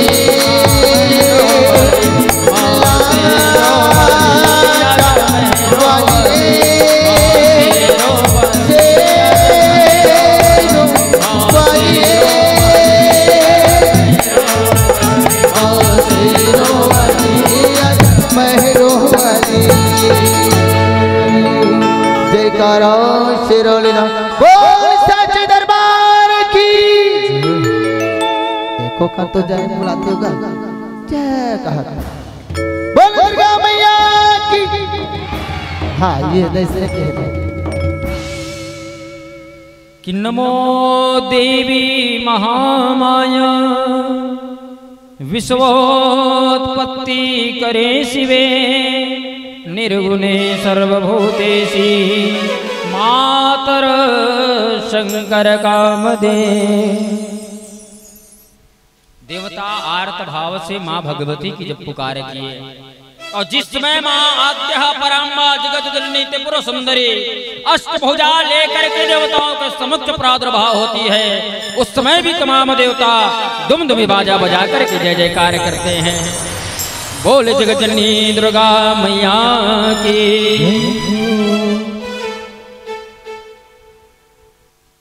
देवताओं ने हाथ जोड़कर मां भगवती की आराधना की। भगवती ने कहा, ऐ ब्रह्मादिक देवताओं, अकारणं कथं कार्य संसारे यत्र भविष्यति। बिना कारण के कोई कार्य नहीं होता, बिना कारण के कोई कार्य नहीं होता। अर्थात नारायण का सिर कटा है ना, इसका भी कारण है। नारायण का सिर कटा है, उसका भी कारण है। मां भगवती ने कहा, क्षीर सागर में एक बार शेषाशायी नारायण शेष सैया पर आसीन थे। भगवती पराम्बा मां जगत जननी महालक्ष्मी चरण की सेवा कर रही है, और चरण की सेवा करते करते मां भगवती को देख करके नारायण के मुखमंडल से अकस्मात हंसी निकल पड़ी। भगवान विष्णु हंस पड़े लक्ष्मी को देखकर, और लक्ष्मी को देख करके हंस पड़े। माता लक्ष्मी ने कहा कि नारायण, बिना कारण के बिना कुछ बोले क्यों देखकर मुझे हंस रहे हैं? कहीं मेरे चेहरे में कोई विकृति तो नहीं आ गई? कोई किसी प्रकार का परिवर्तन आ गया हो कि व्यंग भाव से हंस रहे हैं? मन में अनेक दुविधा माता लक्ष्मी के शरीर में उत्पन्न हुई, और उसी समय भगवती लक्ष्मी के शरीर से तामसी शक्ति का प्रादुर्भाव हुआ, और तामस शक्ति के कारण लक्ष्मी ने ही भगवान नारायण को श्राप दे दिया। क्या? कि बिना कारण के आप मुझे देख करके हंस रहे हैं तो आप जाइए, आपका ये सिर कट करके गिर जाए। मां भगवती दुर्गा ने कहा एक कारण यह है कि लक्ष्मी ने श्राप दिया, और दूसरा कारण अभी अभी एक दैत्य हुआ है जिसका नाम है हयग्रीव, घोड़े के सिर वाला दैत्य। उसने मेरे वाग्बीज मंत्र का 1000 वर्ष तक कठोर तपस्या किया। उस हयग्रीव दानव ने आशीर्वाद मांगा। मां भगवती ने कहा कि मैंने उसे स्वयं आशीर्वाद दिया है। हयग्रीव ने कहा पहले अजरा अमरश्चैव, बोले अजर अमर बना दो, बोले संभव नहीं, संसार में आए है बोला जाना पड़ेगा भैया, सबको जाना पड़ेगा। कि आया है सो जाएगा, अरे राजा रंग फकीर, कोई सिंहासन चढ़ी चले, कोई बांधे जात जंजीर। बोले मृत्यु तो तुम्हारी होगी, देवी ने आशीर्वाद दिया कि मृत्यु होगी जरूर। बोले अमरत्व के अलावा दूसरा आशीर्वाद मांगो। तो हयग्रीव ने कहा कि मेरे समान ही हयग्रीव के द्वारा मेरी मृत्यु हो, अर्थात जिसका सिर घोड़े का हो उसी के द्वारा मेरी मृत्यु हो। तो मां दुर्गा भगवती ने ही आशीर्वाद दिया। अब आशीर्वाद पा करके अत्याचार करते हुए हयग्रीव वेदों का हरण करके ले गया, वेदों को संत्रास करने लगे, ऋषि महात्माओं को दुख देने लगे। और जब जब हो धर्म के हानि, और बाढ़ है असुर अधम अभिमानी, तब तब धरी प्रभु विविध शरीरा, और हर ही कृपा निधि सज्जन पीरा। इसी कारण देवी भगवती ने कहा देवताओं, पृथ्वी में एक त्वष्टा नाम के मुनि हैं, उनके पास जाइए और उनसे निवेदन करिए घोड़े का सिर काट करके भगवान विष्णु के सिर में जोड़ दे। त्वष्टा मुनि के द्वारा जिस समय भगवान नारायण के सिर में घोड़े का सिर जोड़ा जाता है, भगवान के 24 अवतारों में से एक अवतार हयग्रीव अवतार प्रसिद्ध कहा जाता है। बोले हयग्रीव भगवान की। हयग्रीव अवतार पा करके भगवान नारायण तुरंत हयग्रीव नाम दैत्य से विशाल युद्ध करना आरंभ किए। और जिस समय भगवान हयग्रीव के द्वारा उस हयग्रीव नाम दानव का उद्धार होता है, उस समय भी तमाम देवता दुम्द विभाजा हो जाकर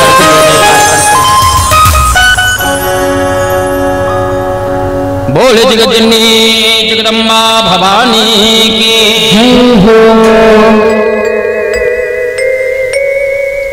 महाराज सुतजी कहे शौनक, इस प्रकार भगवान का हयग्रीव रूप में अवतार हुआ। हय आने होता है घोड़ा, और घोड़े के सिर वाला भगवान नारायण का एक रूप आया, जिनके द्वारा वेदों की रक्षा की गई और पृथ्वी में ऋषि महात्माओं की रक्षा की गई। भगवती की योग माया के वशीभूत होकर के ये संसार ही, ये विष्णु ही पालन करते हैं, शिव संहार करते हैं और ब्रह्मा सृष्टि करते हैं। इन्हीं योग माया के वशीभूत होकर के शौनक ऋषि ने पुनः प्रश्न किया कि प्रभु आपने बताया कि मधु कैटभ से भी भगवान नारायण ने 5000 वर्ष तक युद्ध किया। आखिर ये मधु कैटभ है कौन, और इनकी उत्पत्ति कैसे हुई, और क्यों नारायण के साथ इनका युद्ध हुआ? समय कथा का संध्या की वेला में तक विश्राम करें, 6 बजे तक, 6 सवा 6। ध्यान रहे, यहाँ आरती हो, आरती के पश्चात में आप सब हमारे साथ प्रस्थान करिए यज्ञशाला की ओर। और यज्ञशाला में वहाँ भी वैदिक आरती होगी।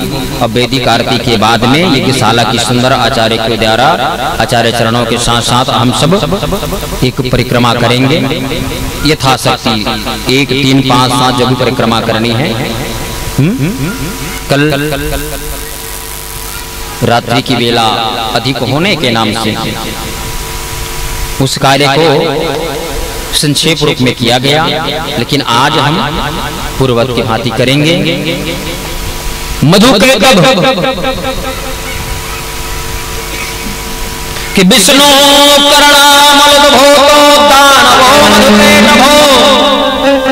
क्षीर सागर भगवान विष्णु नारायण सो रहे हैं। और भगवान विष्णु सो रहे हैं तो उनके एक कान से मैल निकले। क्या निकले? मैल। और इसी मैल से एक तरफ से मधु और दूसरे से कैटब। दूधने एक मत समझो, कोने एक लो है ये दूधने मधु और कैटब। जैसे खर दूषण कथन नहीं, एक ही संग बोल दे, लेकिन खर अलग दूषण अलग है। अश्वनी कुमार देवताओं के वैद्य चिकित्सक, तो अश्वनी अलग है, कुमार अलग है। तो मधु कैटब, मधु कैटब जल में घीसी और बाद शरीर उत्पन्न हो गया। और शरीर जब मिली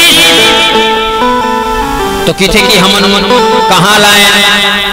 जन्म देने वाला कौन, पिता कौन, माता कौन, कहां से आए, क्यों आए, सारे चीजों का मन में भाव। अकस्मात मधु कैटब ने हजार हजार वर्ष तक माता भगवती की आराधना वहीं पर तपस्या आरंभ कर दिया। वहीं पर तपस्या, और तपस्या का ऐसा प्रभाव कि भगवती ने प्रसन्न होकर के आशीर्वाद क्या दिया? इच्छा मृत्यु का वरदान दिया है इनको। कौन सा मृत्यु? बोलिए ना, इच्छा मृत्यु। अभी तक तो मन सुने रहे केवल भीष्म बसला मिले हैं, भीष्म बसला इच्छा मृत्यु के वरदान मिले हैं, लेकिन मधु कैटब भी इच्छा मृत्यु के वरदान मिले। जब चाहोगे तब, जब चाहोगे तब। तो मधु कैटब बल पा करके सबसे पहले तो ब्रह्मा जी के पास गए। ध्यान कर रहे हैं नाभि कमल पर। तो ब्रह्मा के पास जाकर के कहे कि आप हमसे युद्ध करें।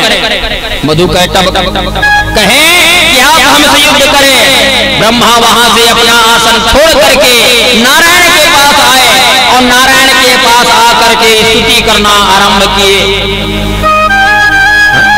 नारायण की स्तुति किए, लेकिन नारायण तो योग निद्रा में हैं, सो रहे हैं। अनेक स्तुतियां ब्रह्मा जी ने किया, लेकिन नारायण सो रहे हैं। अब ब्रह्मा कहे अब किसके शरण में जाऊं? कौन है जो इस संकट से मुझे निकाले? कौन है जो इस संकट काल में मेरी रक्षा करे? तो जो योग निद्रा में भगवान नारायण सो रहे हैं ना, उसी योग माया का ध्यान है, उसी योग माया का ध्यान है कि देवी त्वमस्य जगत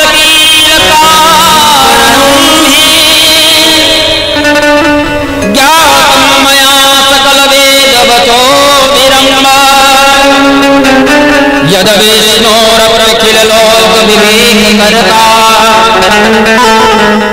नित्या संतगमितो पुरुषतो पुरुषोत्तमोद्या।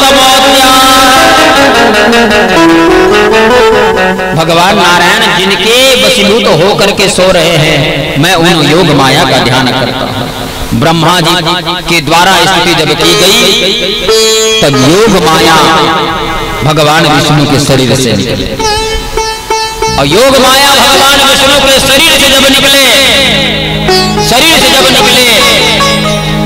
तब भगवान नारायण जगे। और नारायण जब जगे तो ब्रह्मा जी को देखा, और ब्रह्मा जी को देख करके ब्रह्मदेव से कहे, ब्रह्मदेव के कारण गमाना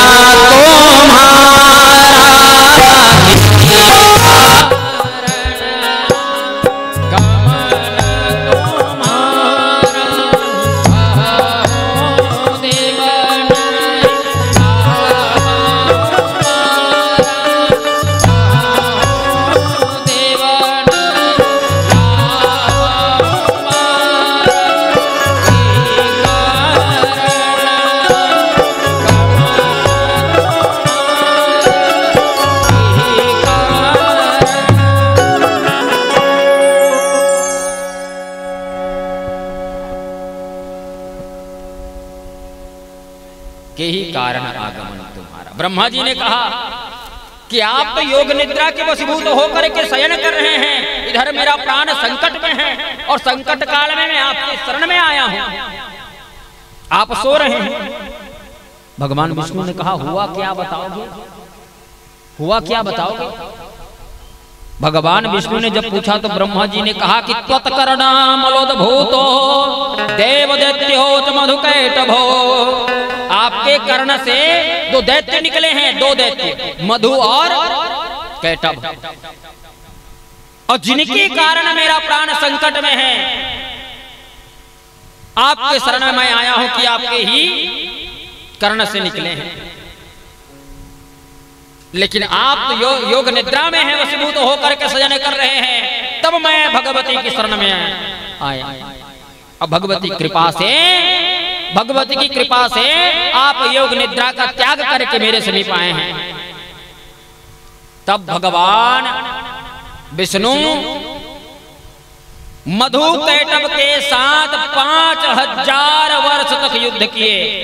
कितने बोलो ना? 5000 वर्ष।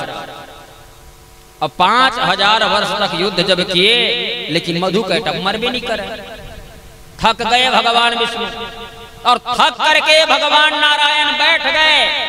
मधु कैटभ आए और आकर के जैसे ही मारने के लिए उद्यत हुए, भगवान विष्णु ने कहा, सुनो, जो शस्त्र का त्याग कर दे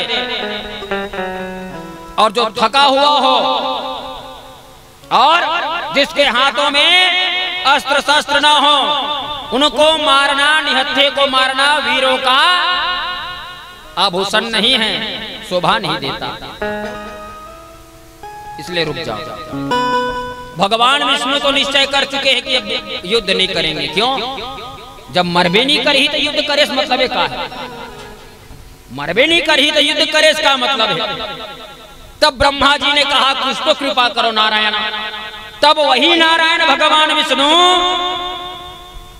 मां भगवती की आराधना की कि नमो देवी महामाये सृष्टि संहार कारिणी अनादि निधने चंडी भोक्ति मोक्ति प्रदे शिवे। शरण में भगवान नारायण जब ध्यान किए, और नारायण जब ध्यान करते हैं तो मां भगवती जगदम्बिका प्रादुर्भाव होकर के नारायण के दुख को दूर करती और कहे, नारायण आप जाएं, युद्ध करें और आपका मनोरथ में पूर्ण करो, ये मेरा कार्य है, आप जाइए। जैसे ही भगवान मधु कैटभ के साथ युद्ध करने के लिए चले गए तो मधु कैटभ विशाल युद्ध फिर आरंभ हुआ। इस बार मधु कैटभ को योग माया में, अपने सम्मोहन माया में माता भगवती ने मोहित कर लिया कि ज्ञान नामानि चेतांसी देवी भगवती ही सा बलादा कृष्ण मोहाय महामायाम। महामाया को भेजकर मधु कैटभ को सम्मोहित कर दिए। भगवान विष्णु ने कहा, मधु कैटभ बड़े वीर हो, बलवान हो, वर मांग लो। क्यों? इतने दिन तक युद्ध किए हो। तो भगवान विष्णु ने कहा वर मांग लो। मधु कैटभ के थे ते हम ही मल्ला नहीं मारे हैं, ते हम ही मल्ला नहीं मार सके यार, और ते का वरदान देवे? अरे ते मांग हमन देवो तोला, ते वरदान मांग हमन तोला देवो। काबर? मधु कैटभ के ऊपर महामाया का सम्मोहन विद्या है ना, इसलिए मधु कैटभ ने गर्व से भगवान नारायण को कहा कि तुम मांगो हम देंगे। तो भगवान विष्णु ने कहा यदि ऐसा है तो मेरे हाथों तुम्हारी मृत्यु हो। भगवान नारायण ने कहा कि मेरे ही हाथों तुम्हारी मृत्यु हो। मधु कैटभ की थी या उल्टा पड़ गए, मेरे हाथों तुम्हारी मृत्यु हो। तो मधु कैटभ कहे हाँ सुनो, मृत्यु तुम्हारे हाथों होगी, लेकिन एक शर्त है। क्या? ये पूरा जल है, और जहां जल किंचित मात्र न हो, लेस मात्र का जल न हो, वहीं पर यदि तुम हम मारो तब हमारा मृत्यु हो। तो भगवान विष्णु ने अपने जंघा का विस्तार किया और जंघे को इतना बढ़ाया, इतना बढ़ाया, इतना बढ़ाया कि पूरे समुद्र को ढक दिए।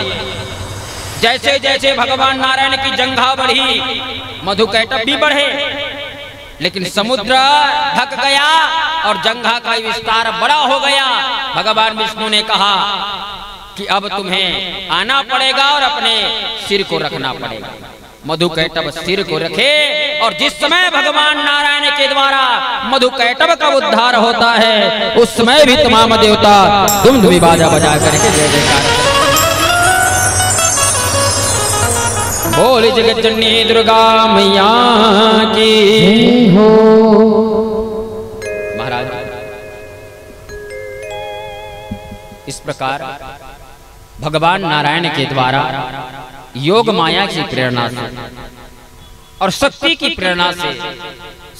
प्रेरणा से ही आज मधु कैटभ का उद्धार हुआ, और भगवान नारायण का हयग्रीव अवतार। भगवान व्यास जी, सुखदेव जी का भी जन्म इसी स्कंद में बताया गया है, परंतु आज समय की बेला को ध्यान रखते हुए आज मैं पुनः वाणी को यहीं विश्राम दूंगा।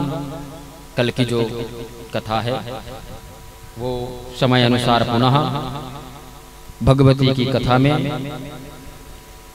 और देखिए कि जो ज्ञान की कथा चल रही है ना, जितना हो सके लाभ ले लें, क्योंकि बार बार मिलने वाला कदापि नहीं। कल आप सबको व्यास सुखदेव जी का जन्म और श्री राम जी के द्वारा देवी यज्ञ, अब भुवनेश्वरी देवी की कृपा सुदर्शन के ऊपर, सारी कथा आप सबको सुनने को मिलेगी। ये नवीन कथाएं हैं। देवी भागवत में ऐसे ऐसे दिव्य कथाओं का समावेश है कि जब जब आपदा विपदा पड़ी है ना, तब शक्ति ने ही संसार के क्रम को आगे बढ़ाया। इसलिए आपको ये नया मिलेगा, ये नया कथा। सुमित्रानंदन पंत ने ही लिखा है ना, राम की शक्ति पूजा, राम की शक्ति पूजा, शक्ति के आराधना का पर्व। आखिर क्यों भगवान राम को भी शक्ति की आराधना करनी पड़ी, क्या कारण? कल विस्तृत रूप से वर्णन करेंगे। आइए, मधु कैटभ जैसे दैत्य भी, जिनको इच्छा मृत्यु का वरदान मिला है, वो भी संसार में सिर नहीं रह सकते। भैया, संसार का ये क्रम है, हमने बताया है इच्छा मृत्यु वरदान पाकर भी जीव स्थिर नहीं रह सकता, उसको भी जाना पड़ता है कि चोला माटी के हीरा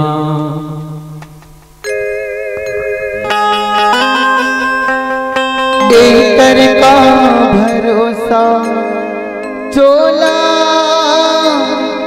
माटी केरा, चोला माटी के हेरा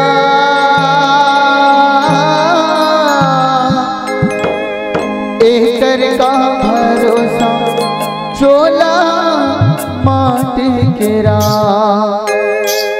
चोला माटी के हेरा एकर का भरोसा चोला माटी के हेरा, चोला माटी के हेरा एकर का भरोसा चोला माटी के हेरा, चोला माटी के हेरा एकर का भरोसा चोला माटी के हेरा, चोला माटी के हेरा एकर का भरोसा चोला माटी के हेरा, चोला माटी के हेरा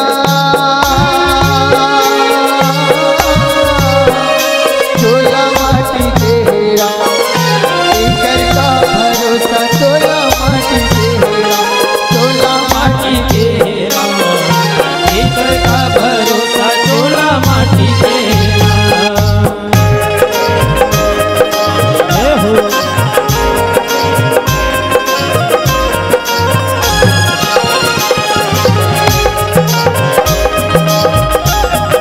हरि बोल। रोना जैसे गुरु चले गए करण जैसे दानी का भैया करण जैसे दानी, रोना जैसे गुरु चले गए करण जैसे दानी का भैया करण जैसे दानी रे, पाली जैसे वीर चले गए रावण कसी अभिमानी का भैया रावण कसी अभिमानी, पाली जैसे वीर चले गए रावण कसे अभिमानी का भैया रावण कसे अभिमानी रे, चोला माटी के हेरा एकर का भरोसा चोला माटी के हेरा, चोला माटी के हेरा एकर का भरोसा चोला माटी के हेरा। जय हो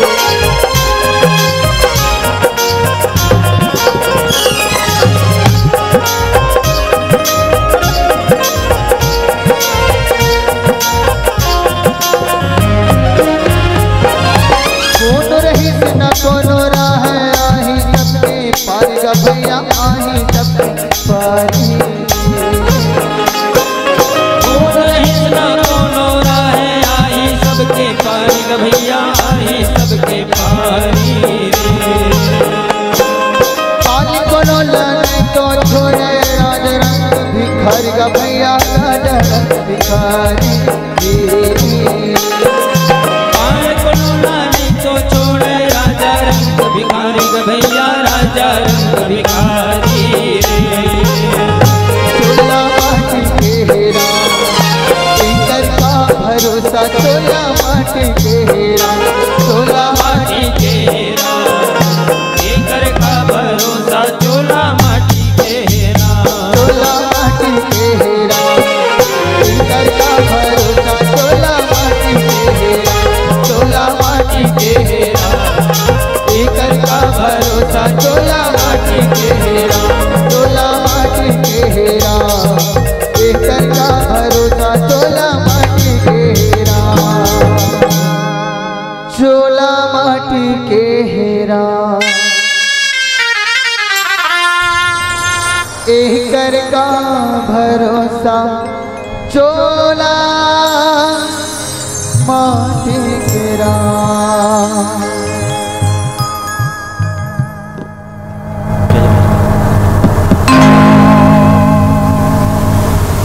पंखा वगैरह थोड़ा सा बंद करवा दीजिए।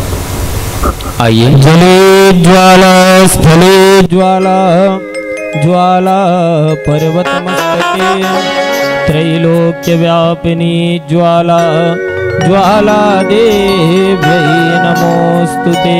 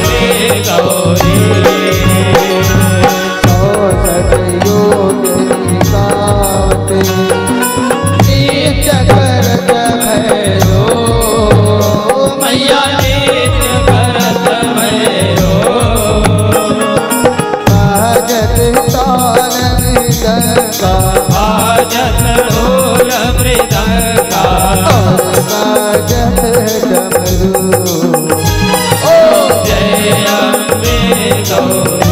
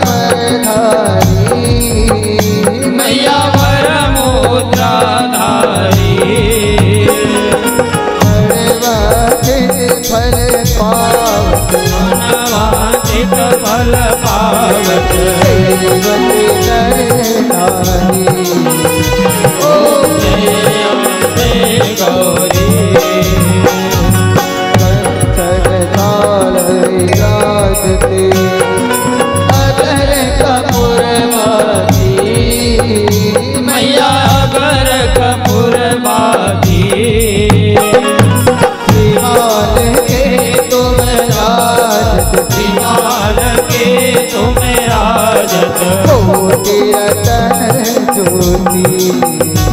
ओम जय अम्बे गौरी।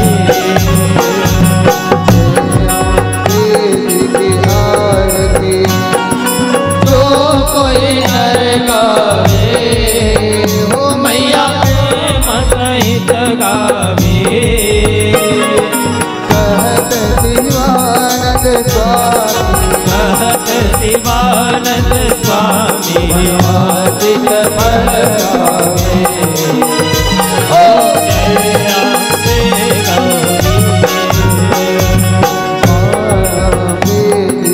गौरी। तो कोई नर कावे मैया देव गावे। कहत शिवानंद स्वामी शिवानंद स्वामी आदित फल गावे। ओम जय अम्बे गौरी। जय अम्बे गौरी मैया जय श्यामा गौरी। तुमको नित दिन जाए को नित दिन जाए ओ जय अम्बे गौरी।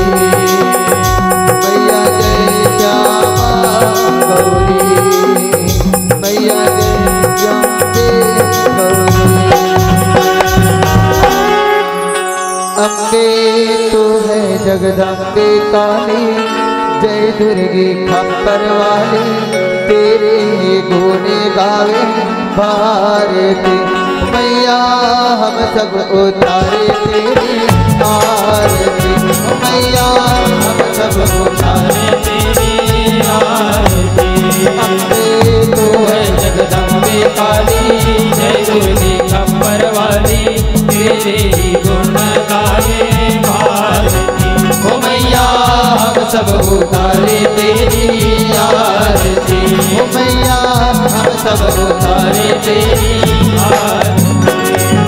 तेरे भक्त जनों पर माता फिर पड़ी है भारी।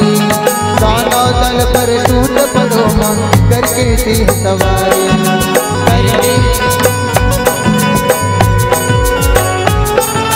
तेरे भक्त जनों पर माता फिर पड़ी है भारी।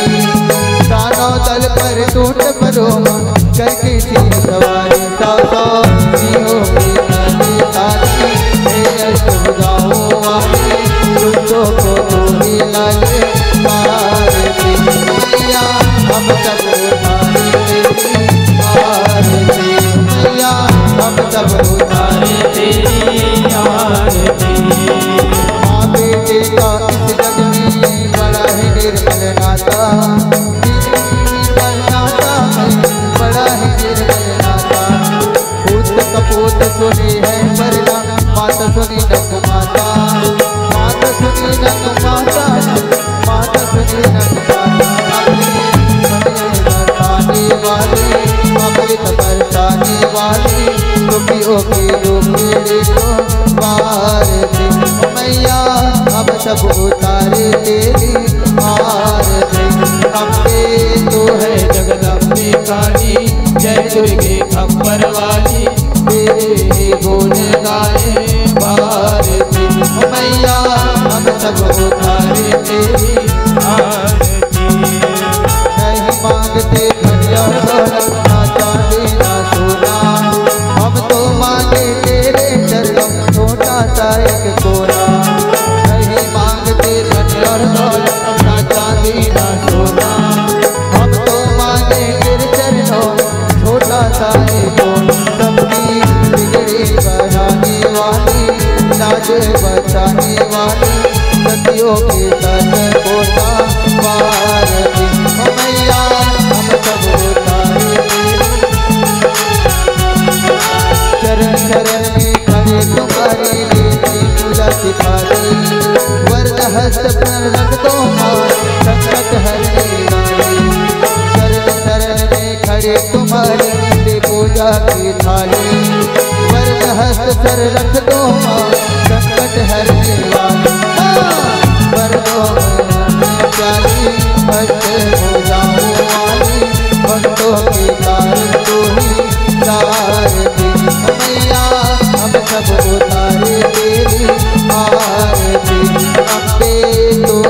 जगदम्बे काली जय दुर्गे खप्पर वाली तेरे ही बोले गाए भारती मैया हम सब उतारे तेरी आरती मैया हम सब उतारे तेरी आरती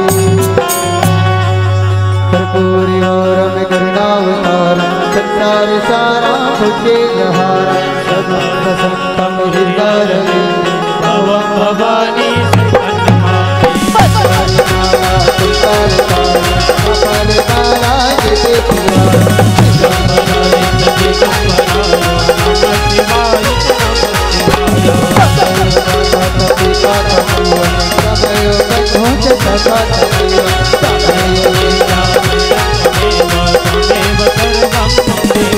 हरे रामा राम रामा हरे रामा राम राम हरे कृष्णा हरे कृष्णा हरे हरे कृष्ण गोविंद हरे हरे हे नाथ नारायण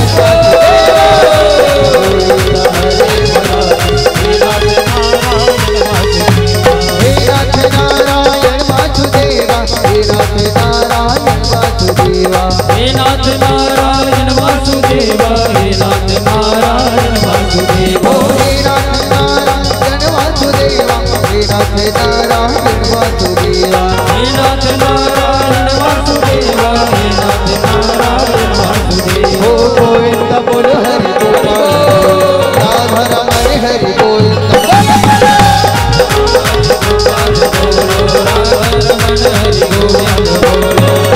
बोल हरि गोपाल बोलो हरि गोपाल बोलो गोविंद बोलो गोपाल बोलो हरि गोपाल बोलो चलिए दोनों हाथ पकड़िए सभी राधे राधे राधे राधे राधे राधे राधे राधे राधे राधे राधे राधे राधे राधे राधे राधे राधे राधे राधे राधा रमण हरि गोविंद राधा रमण हरि राधे राधे राधे राधे राधा रमण हरि गोविंद राधा रमण हरि गोविंद हरे राम राम राम हरे हरे हरे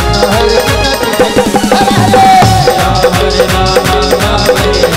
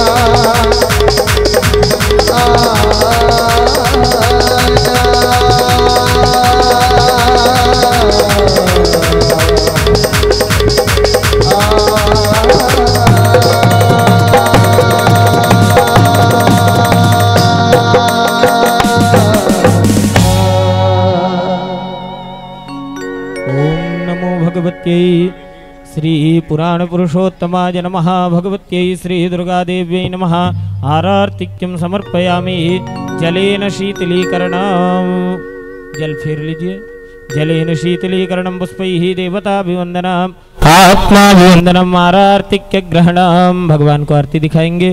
शुभं करोतु कल्याणम् आरोग्यं सुखसंपदां शत्रुबुद्धि विनाशाय दीपज्योतिर्नमोस्तुते। सभी लोग यथा स्थान प्रदक्षिणा कर लीजिए, घूम जाएंगे। जे तीर्थानि प्रचरन्ति श्रीकाहस्तानि खङ्गिनः ते खाग्गुसहस्रयोजने वधन्वानि तन्मसि यानि कानि च पापानि जन्मान्तरकृतानि च तानि सर्वाणि नश्यन्तु प्रदक्षिणां पदे पदे। प्रेम से बोलो जगज्जननी जगदम्बा भवानी मैया की जय हो। हाथ में एक छत पुष्प ले लेंगे।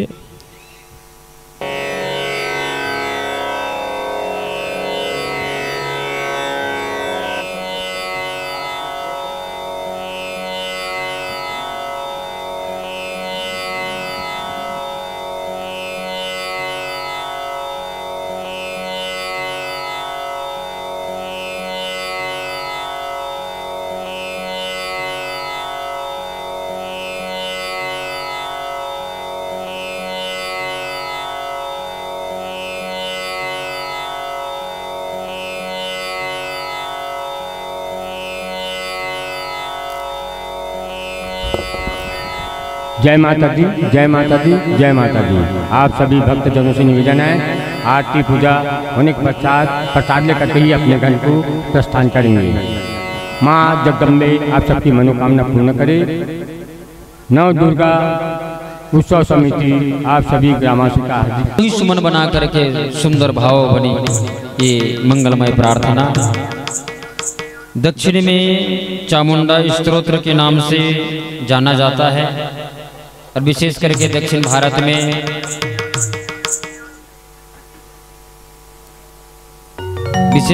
दक्षिण भारत में ही इसका पाठ अन्यत्र भारतवर्ष में भी होता है, परंतु विशेष है दक्षिण भारत में। चामुंडा स्तोत्र और संकटा स्तुति, जिसको भगवती पुष्पांजलि स्तोत्र के नाम से भी जाना जाता है।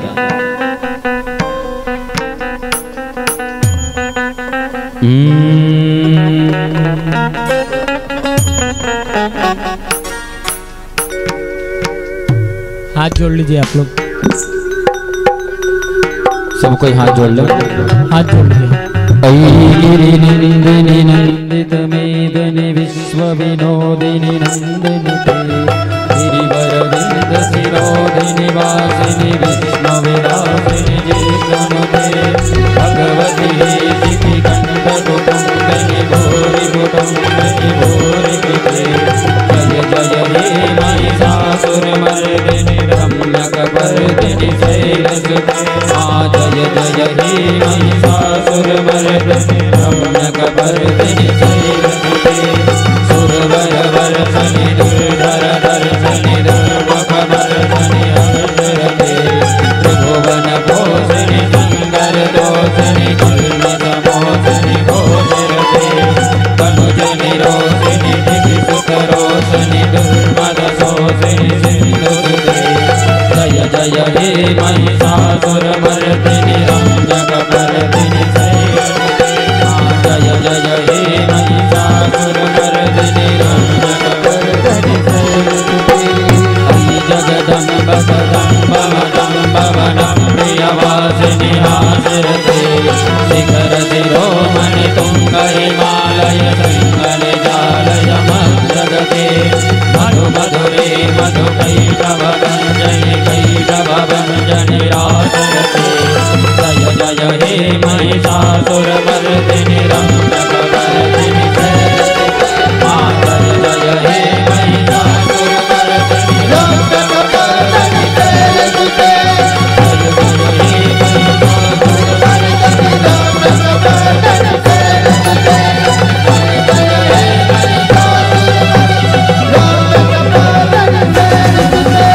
महिषासुर यत्नेन जन्मयजन्त देवास्तानि धर्माणि प्रथमान्यासन्ना ते हनाकं महिमानः शचन्त यत्र पूर्वे साध्याः शन्ति देवाः नानासुगन्धिपुष्पाणि यथा कालोद्भवानि च पुष्पाञ्जलिर्मया दत्त गृहाण परमेश्वरी गृहाण जगदीश्वरी भूर्भुवस्वः श्रीभगवत्यै दुर्गादेव्यै नमः आवाहित देवताभ्यो नमः आरार्तिक्योपरान्ते मन्त्रपुष्पाञ्जलिं समर्पयामि नमस्करोमि। प्रेम से बोलो जगदम्बा भवानी मैया की जय हो, धर्म की जय हो, अधर्म का प्राणियों में विश्व का गो माता की गो हत्या पूज्यपाद जगत गुरु शंकराचार्य भगवान के सत्य सनातन धर्म के ब्रह्मलीन सदगुरुदेव भगवान के काशी विश्वनाथ भगवान के अन्नपूर्णा मैया के काल भैरव भगवान के अनंत बलवंत हनुमंत लाल के पुराण पुरुषोत्तम भगवान के महाराज राजेश्वरी त्रिपुर सुंदरी मैया के कालहर कष्टहर दुखहर दारिद्र्यहर सर्वमंगलकर हर नमः पार्वती पतये हर हर महादेव।